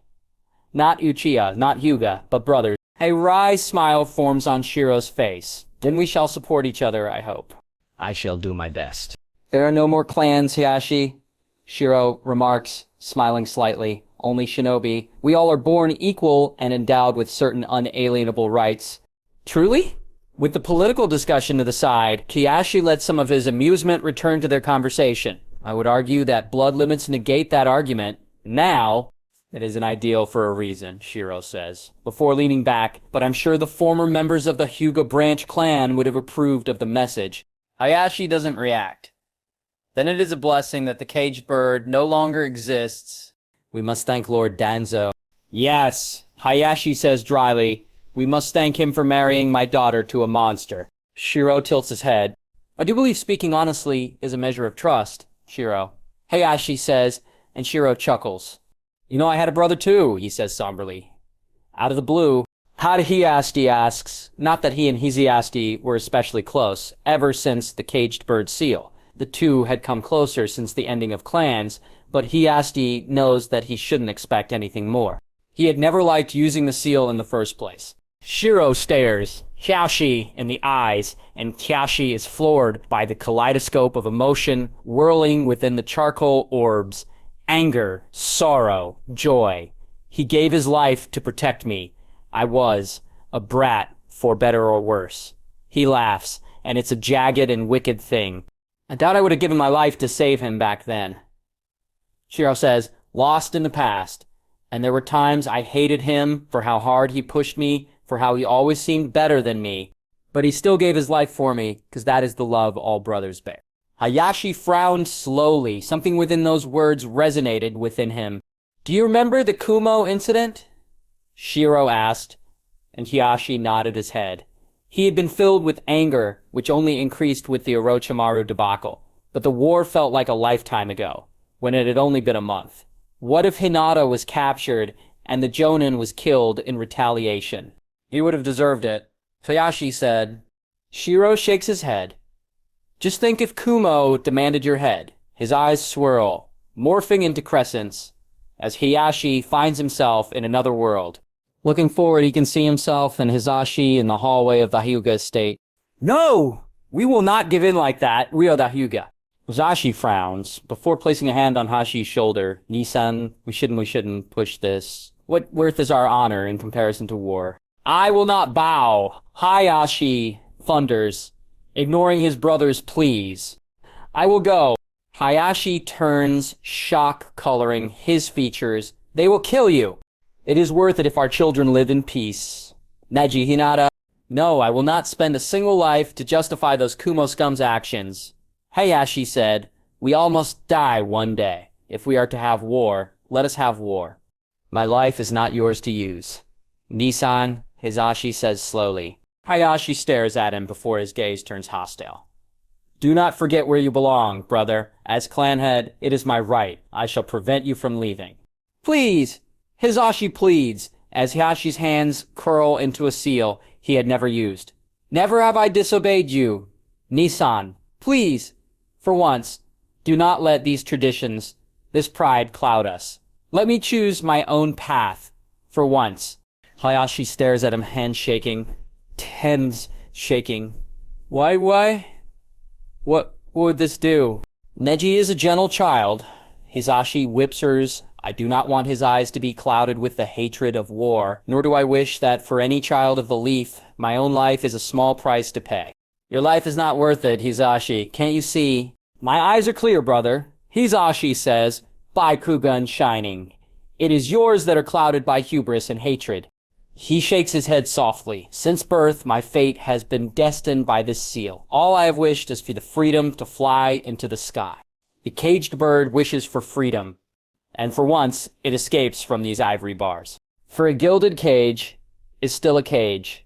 Fuyashi eyes flash open, and he's surprised by the wetness pooling within them. He can see Shiro watching him, eyes no longer red. They sit in silence before Shiro speaks. Every one of us makes sacrifices. Hashi-san, each one of us has secrets. He sighs softly.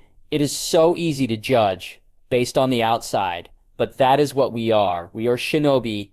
We see underneath the underneath. He chuckles bitterly. But does it surprise you that we can never communicate our own heart's feelings?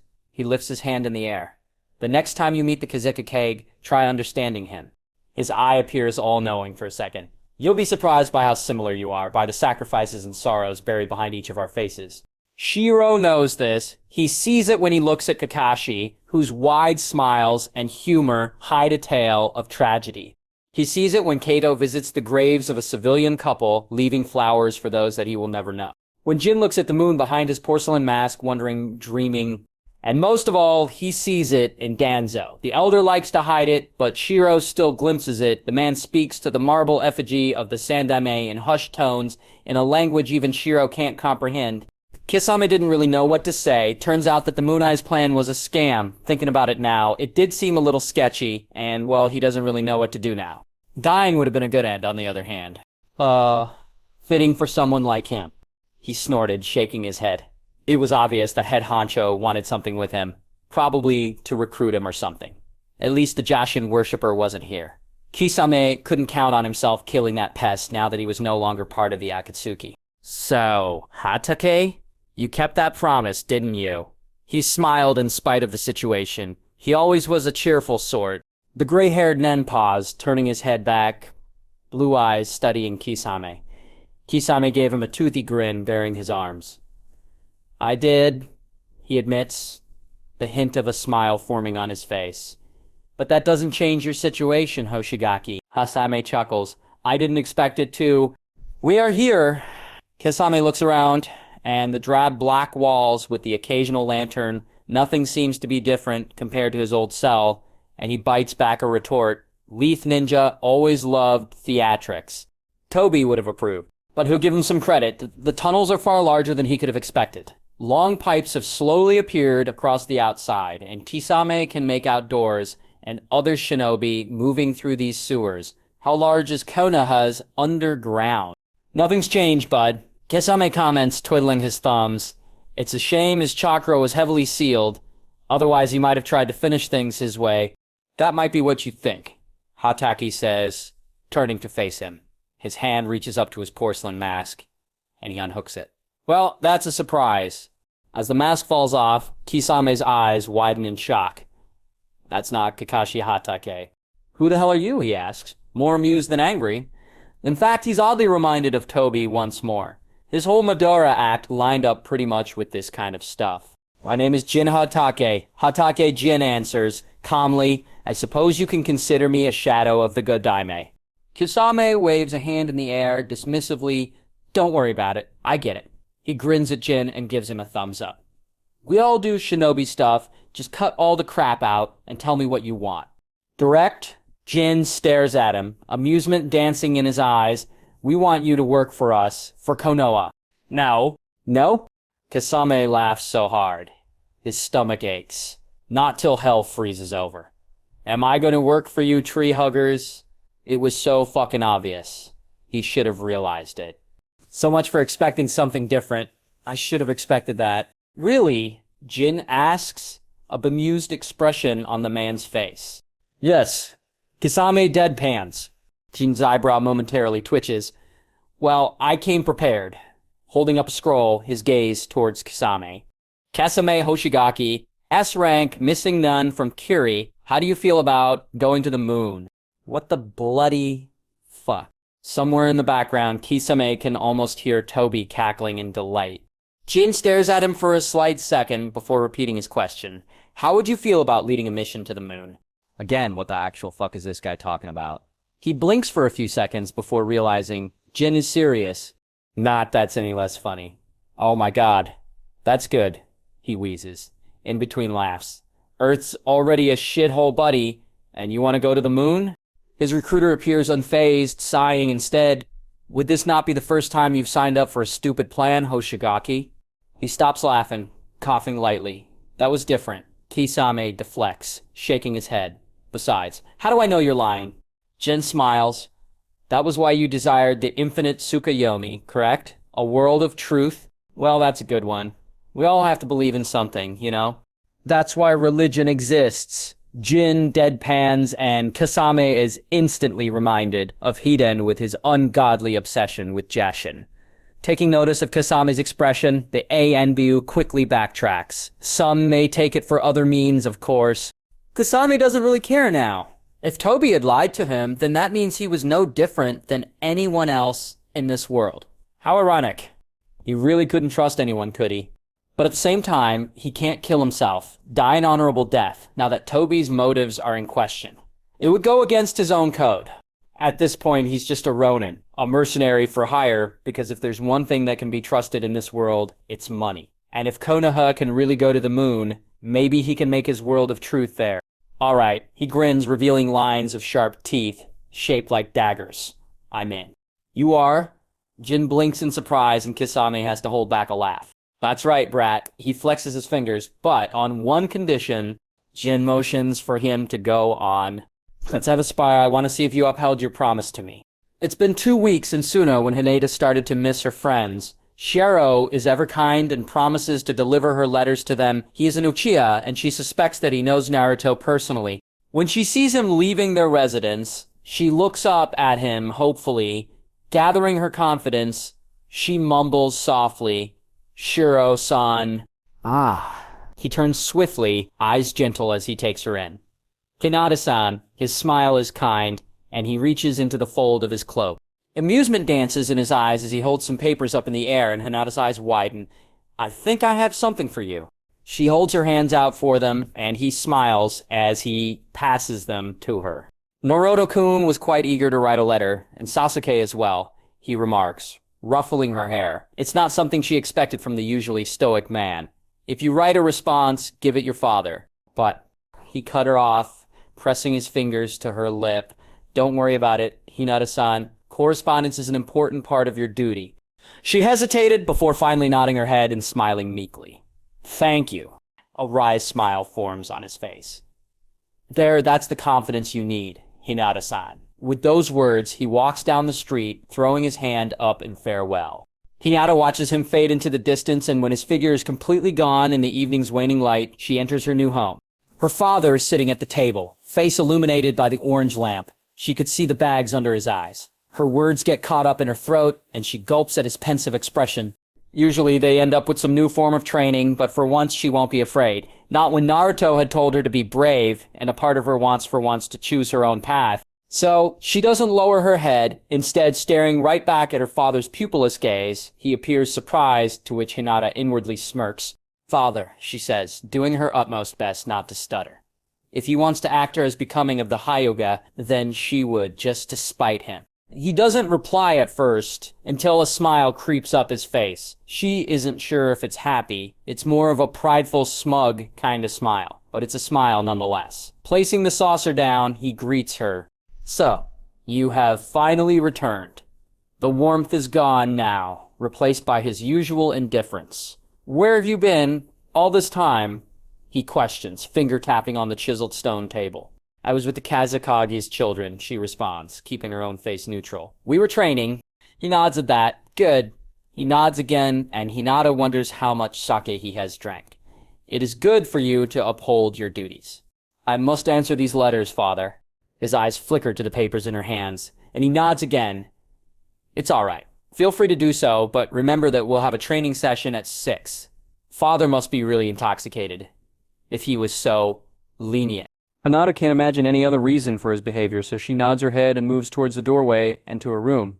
The table is already set. When Rasa sits down, the guests will arrive in an hour. Tamari and Kinkuro are in their rooms, while he knows Gara is out with the Hyuga girl. The boy is improving his control gradually, but Rasa will take any improvement over none. Sonagakure's economy was already in ravages before the Ichibi's rampages, so in a morbid sense, Rasa has already improved it. He chuckles dryly at the self-depreciation and shakes his head. Running a hand through his auburn locks, he finds himself drawn to the Third Shinobi World War, which seems to be lifetimes ago. These memories are a whirlpool so close to the lapping waves of Yuzu that he had visited once long ago at Karura's request. It had been so obvious he hadn't realized it. How else could his bloodline contain a Biju without the beast's permission otherwise? Thinking back, he recalls the third Cascade and his strange interest in Rasa's interactions with the girl. Merely an oddity of an uncle was something else entirely. Once again, Rasa finds himself surprised by how much he has forgotten. The little things, like the way Karura's eyes shine when she is happy, the slight upturn of her lips when she is excited, the small bounce in her steps, he only remembers it when Tamari completes a wind jutsu, turning to his indifferent eyes, so desperately begging for something he clearly missed. Because the love he learned was that of the will of the wind, of a harsh desert that punished kindness. When it should have rewarded it, it was not the love, boundless and forgiving, that Karura inherited from a distant sea which had shaped leaves in a faraway land. In the land of the wind, kindness led you to dying. There were no saints. Even the monks isolated themselves and rarely would let outsiders into their monasteries. So he laughs, bitter and harsh. It is jagged, piling up through his throat and punching his ribs from the inside. How ironic, he thinks, that Karura knew what exactly any Jinchuriki needed. How foolish he was to believe that the will of wind would create a strong weapon, when it would only create a loose cannon. He had created a wild and savage dog, as wild as the great forests in some far-off frontier. And at the end even Yashimaru had been tempered by the gale's sharp edge. He had tried to show kindness, and it worked. But Rasa failed to understand hatred, failed to understand his son. If Karura had lived, perhaps everything would have been different. But he has no time to spend on broken dreams and shattered hopes of the past when the present threatens to throw him off his feet at every turn. His lips are dry as the arid sand, and he takes a sip of sake, warm and honey-sweet, as it rolls in his mouth. Only then does he hear footsteps and shifts his eyes toward the diminutive form of Gara.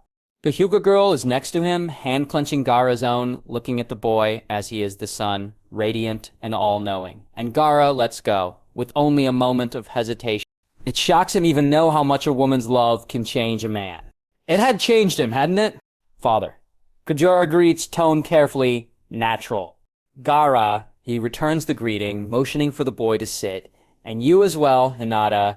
The two sit down next to each other, and Rasa can hear more footsteps in the distance, as his other two children arrive. They are quick to pounce on the chairs next to Gara and Hyuga, and Rasa does his best not to laugh in spite of himself. And them on one side, him on the other.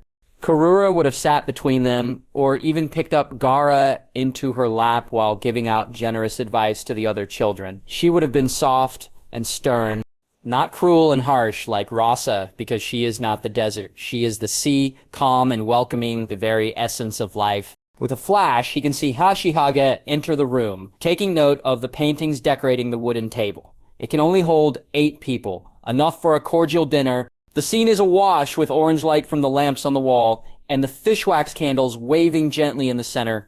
Lord Kazakage. He nods stiffly, sitting down next to Rasa. The man appears tired, but maintains a dignified facade. Thank you for inviting us. Rasa smirks, nodding back. He has always been an adept diplomat. It was why he was allowed to ascend to the title of Kezukage, despite his youth. At his cue, Shiori enters, placing all manners of dishes on the table, before bowing to the host and leaving. fried fish glazed with fresh butter and all manners of foreign herbs, along with fresh salmon cuts and lizard stew. This is the world of Rasa, of his legacy and future. This was your mother's favorite, he drawls, languidly, disinterestedly. She grew up in a village near the sea. Tamari's eyes widen at that information, while Gaara exchanges glances with his siblings and the Hyuga. That explains things. Hayashi comments, delicately picking at the fish with his chopsticks. My condolences. He looks a little surprised, before leaning back, almost as if starstruck. My wife died as well, in childbirth. Hagashi smiles, but it's a hollow smile, almost like black coffee. Rasa nods, face stern as usual. Karura would not have wanted me to dwell on her death. There's a tinge of sorrow that the Kazakage can't force out of his voice. Did Mother really like this? Tamari asks, hesitantly, and Rasa wonders why she even bothered to. The answer is obvious, and before he dismisses her, he remembers Karura and his promise. She did. She wanted to take you to her home, near the sea one day, he says, and can see Tamari's face brighten as she forgets all matters of etiquette. Can we? Surprisingly, it's Gaara who asks, face oddly neutral as he stares at Rasa, voice soft and hopeful. If you make significant progress, I will allow you to go when you became Genin. Hayashi chuckles at that, lips curving up. A C-rank mission, he questions, and Rasa laughs. It's a fake laugh, the kind you only use when you're trying to impress others. Oddly, he wonders when the last time he actually laughed was. Only to realize that it was before Gaara was born, when Karura was still pregnant, and he still had some hope. Hinata perks up, placing her chopsticks on the table. What was it like? She asks, and Rasa can see Hayashi's pupilless eyes narrow and the smallest hints of a frown forming. He instead decides to humor her, waving his hand in the air. It was open, a shining town, one of the most prosperous in the land of wind, and the daimyo still had reduced the Hidden Sands missions. The air was salty, like the sea. She nods her head, clasping her hands together. Thank you, Lord Kezikage. They eat in silence until Hiyashi finally tells the children that they can go talk to each other or whatever else that they do. Only then do they pour the sake, and Rasa barely can hide his smirk at how much Hiyashi fills his cup with. Rough day, he asks, not that he really cares. It's just a way to start a conversation, get a flow moving before they discuss the real matters. Hiyashi nods. I was just thinking about Hinata. What she could have been like, what I'd been like if my wife was still here. It's surprisingly candid, and Rasa lets some of his surprise show as he sips from his cup. Maybe she would have loved you more, he offers, only to realize what he said when the words have left his mouth. But Hiyashi chuckles dryly. She would have, he says, sipping from his sake. She would have been able to grow up gentle and kind, rather than be harsh like I. Risa stares at Hiyashi, wondering how similar they are. Maybe it's the alcohol or his nostalgia about Karura or something, because he actually answers, she would run up those stairs and rush into your open arms. He muses wistfully, and you would hold her, because your wife was watching, smiling. He closes his eyes, imagining the scene. Gatrura, Tamari, and Kankuro surrounded him, asking for him to teach them. He turned away, because that's not what he was, only to meet Katura's mischievous eyes and turn back to face them. His reverie is broken by a laugh, and he turns to see Hiyashi's mouth curved upwards. You know, he breathes out, as if he touched the moon, we are not so different. And Rasa laughs for the first time in centuries, followed by Hiyashi. The two laugh because they can't do anything else. We are to be brothers, Rasa remarks, hands folded. Gaara is to marry Hinata. Hayashi stops laughing as his eyes narrow. I thought the boy to be a monster. And Rasa knows something. Gaara never was a monster, not Gaara who so desperately wanted his father's approval, who Karura cradled in her dying embrace. It was Rasa who was the monster, who turned a kind boy into a psychopath, who inflicted such pain on his own son, but he can never bring himself to say it to Gaara, never gather the courage needed. He can tell the truth, but he can't confess to guilt. Because he is the Kazekage first and Rasa's second. Heavy is the hat, the Sandaime had said. But on second thought, Gaara appears to be kind, at least. Hayashi says, voice thoughtful. Only time will tell what the future will hold. Hayashi doesn't say he recognizes the look on Gaara's face when the boy looks to his father, doesn't admit to how he's forced Hinata to near death in his pursuit of making a legacy. Both of them know this, but they never say it. Not because they are cruel, evil, or hateful, but because they love, let us talk diplomacy. Rasa says, and he can almost see the relief in Hayashi's eyes. But there's a ghost of a smile on both men's faces. Very well then, Lord Keisuke. Both of them understand each other. And Hayashi recalls Shira's words. Because no matter how cold he is, he still cares.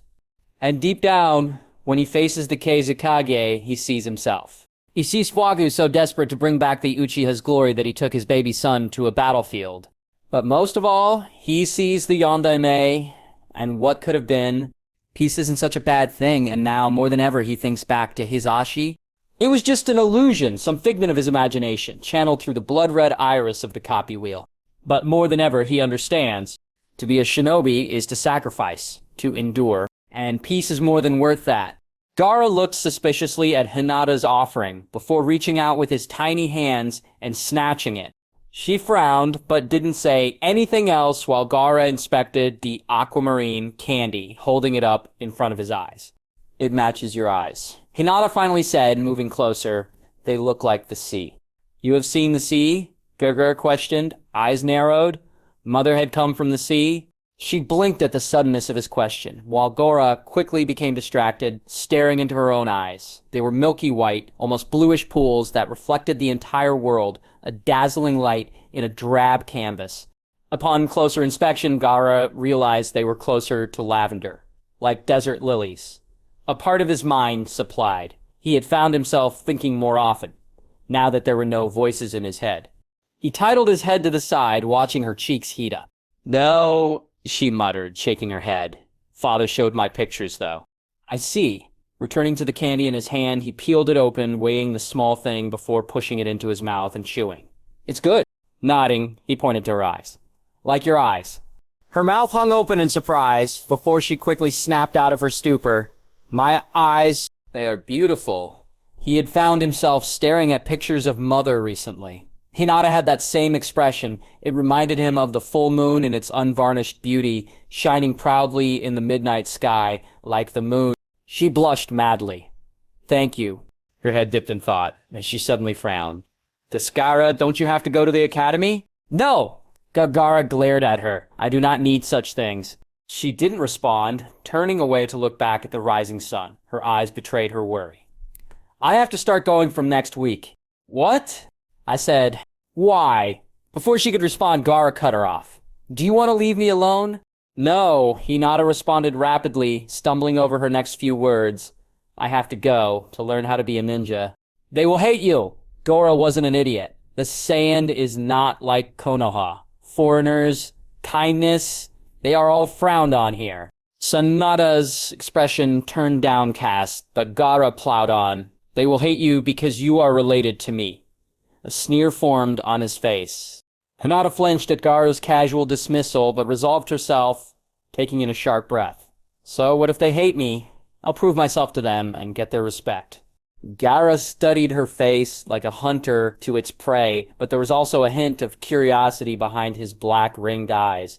What is the purpose of their respect? Huh? Gaara's turquoise eyes narrowed in on her. What is the point of their admiration? As he studied Hinata's face, Gaara expected her to crumple, to fall apart like a waning moon, but he also wanted her to stay strong, to remain aloof and resolved. Like the full moon he adored so much, he wanted to watch her suffer, wanted to see her become cruel and harsh as the desert that birthed him. It was jealousy, he realized. When we fight for something to love, we are stronger, because love is stronger than hate. Her eyes bored into Gaara's very soul, and she poked his hand softly. It felt almost like a mother's touch, and Gaara suddenly became very aware of his age. If you don't like the people of this village, why do you let them define you? They call you a monster, a demon, an oni. Gaara tried to pull away, but Hinata's grip was far too strong. He thought about using his sand, but oddly it didn't push back against her. She drew closer to him and continued. Why do you prove them right, when you could be so much more? He didn't know what to say, and his expression reflected that. For once Gaara looked like a child, like what he should have been. A lost and lonely boy desperately seeking affection. She didn't appear perturbed at Gaara's face, or his sudden jerking away. She didn't run away like everyone else did, and Gaara wondered if it was a lie, if she had lied to him like Yashimaru. But Yashimaru had loved him, like father said. It was so hard for Gaara to know who to trust and know where to run. The voice in his head, Shukaku, wasn't there to offer him advice. Not that it would be helpful, it was a good distraction. What would Mother do? He shook his head in confusion, lost in the labyrinth of lies that had steadily piled up around him. Ironically, that was why he liked the moon. Usually, he would lose control in these moments. It was easier than actually thinking about what he was doing, but for once he decided to let her finish. That's why I believe in you, Gaara. As he stared at her smile, his heart wrenched even more. He was thinking of killing this girl when she cared so much about him, letting her innocence be lost, crushed within the sand of his hate. Just like you killed Yashimaru, a part of his brain whispered, and Gaara rapidly squashed that feeling. He smiled back, and Hinata smiled back at him. The smile was fake and hollow. It didn't quite reach his eyes, and Hinata didn't seem to notice.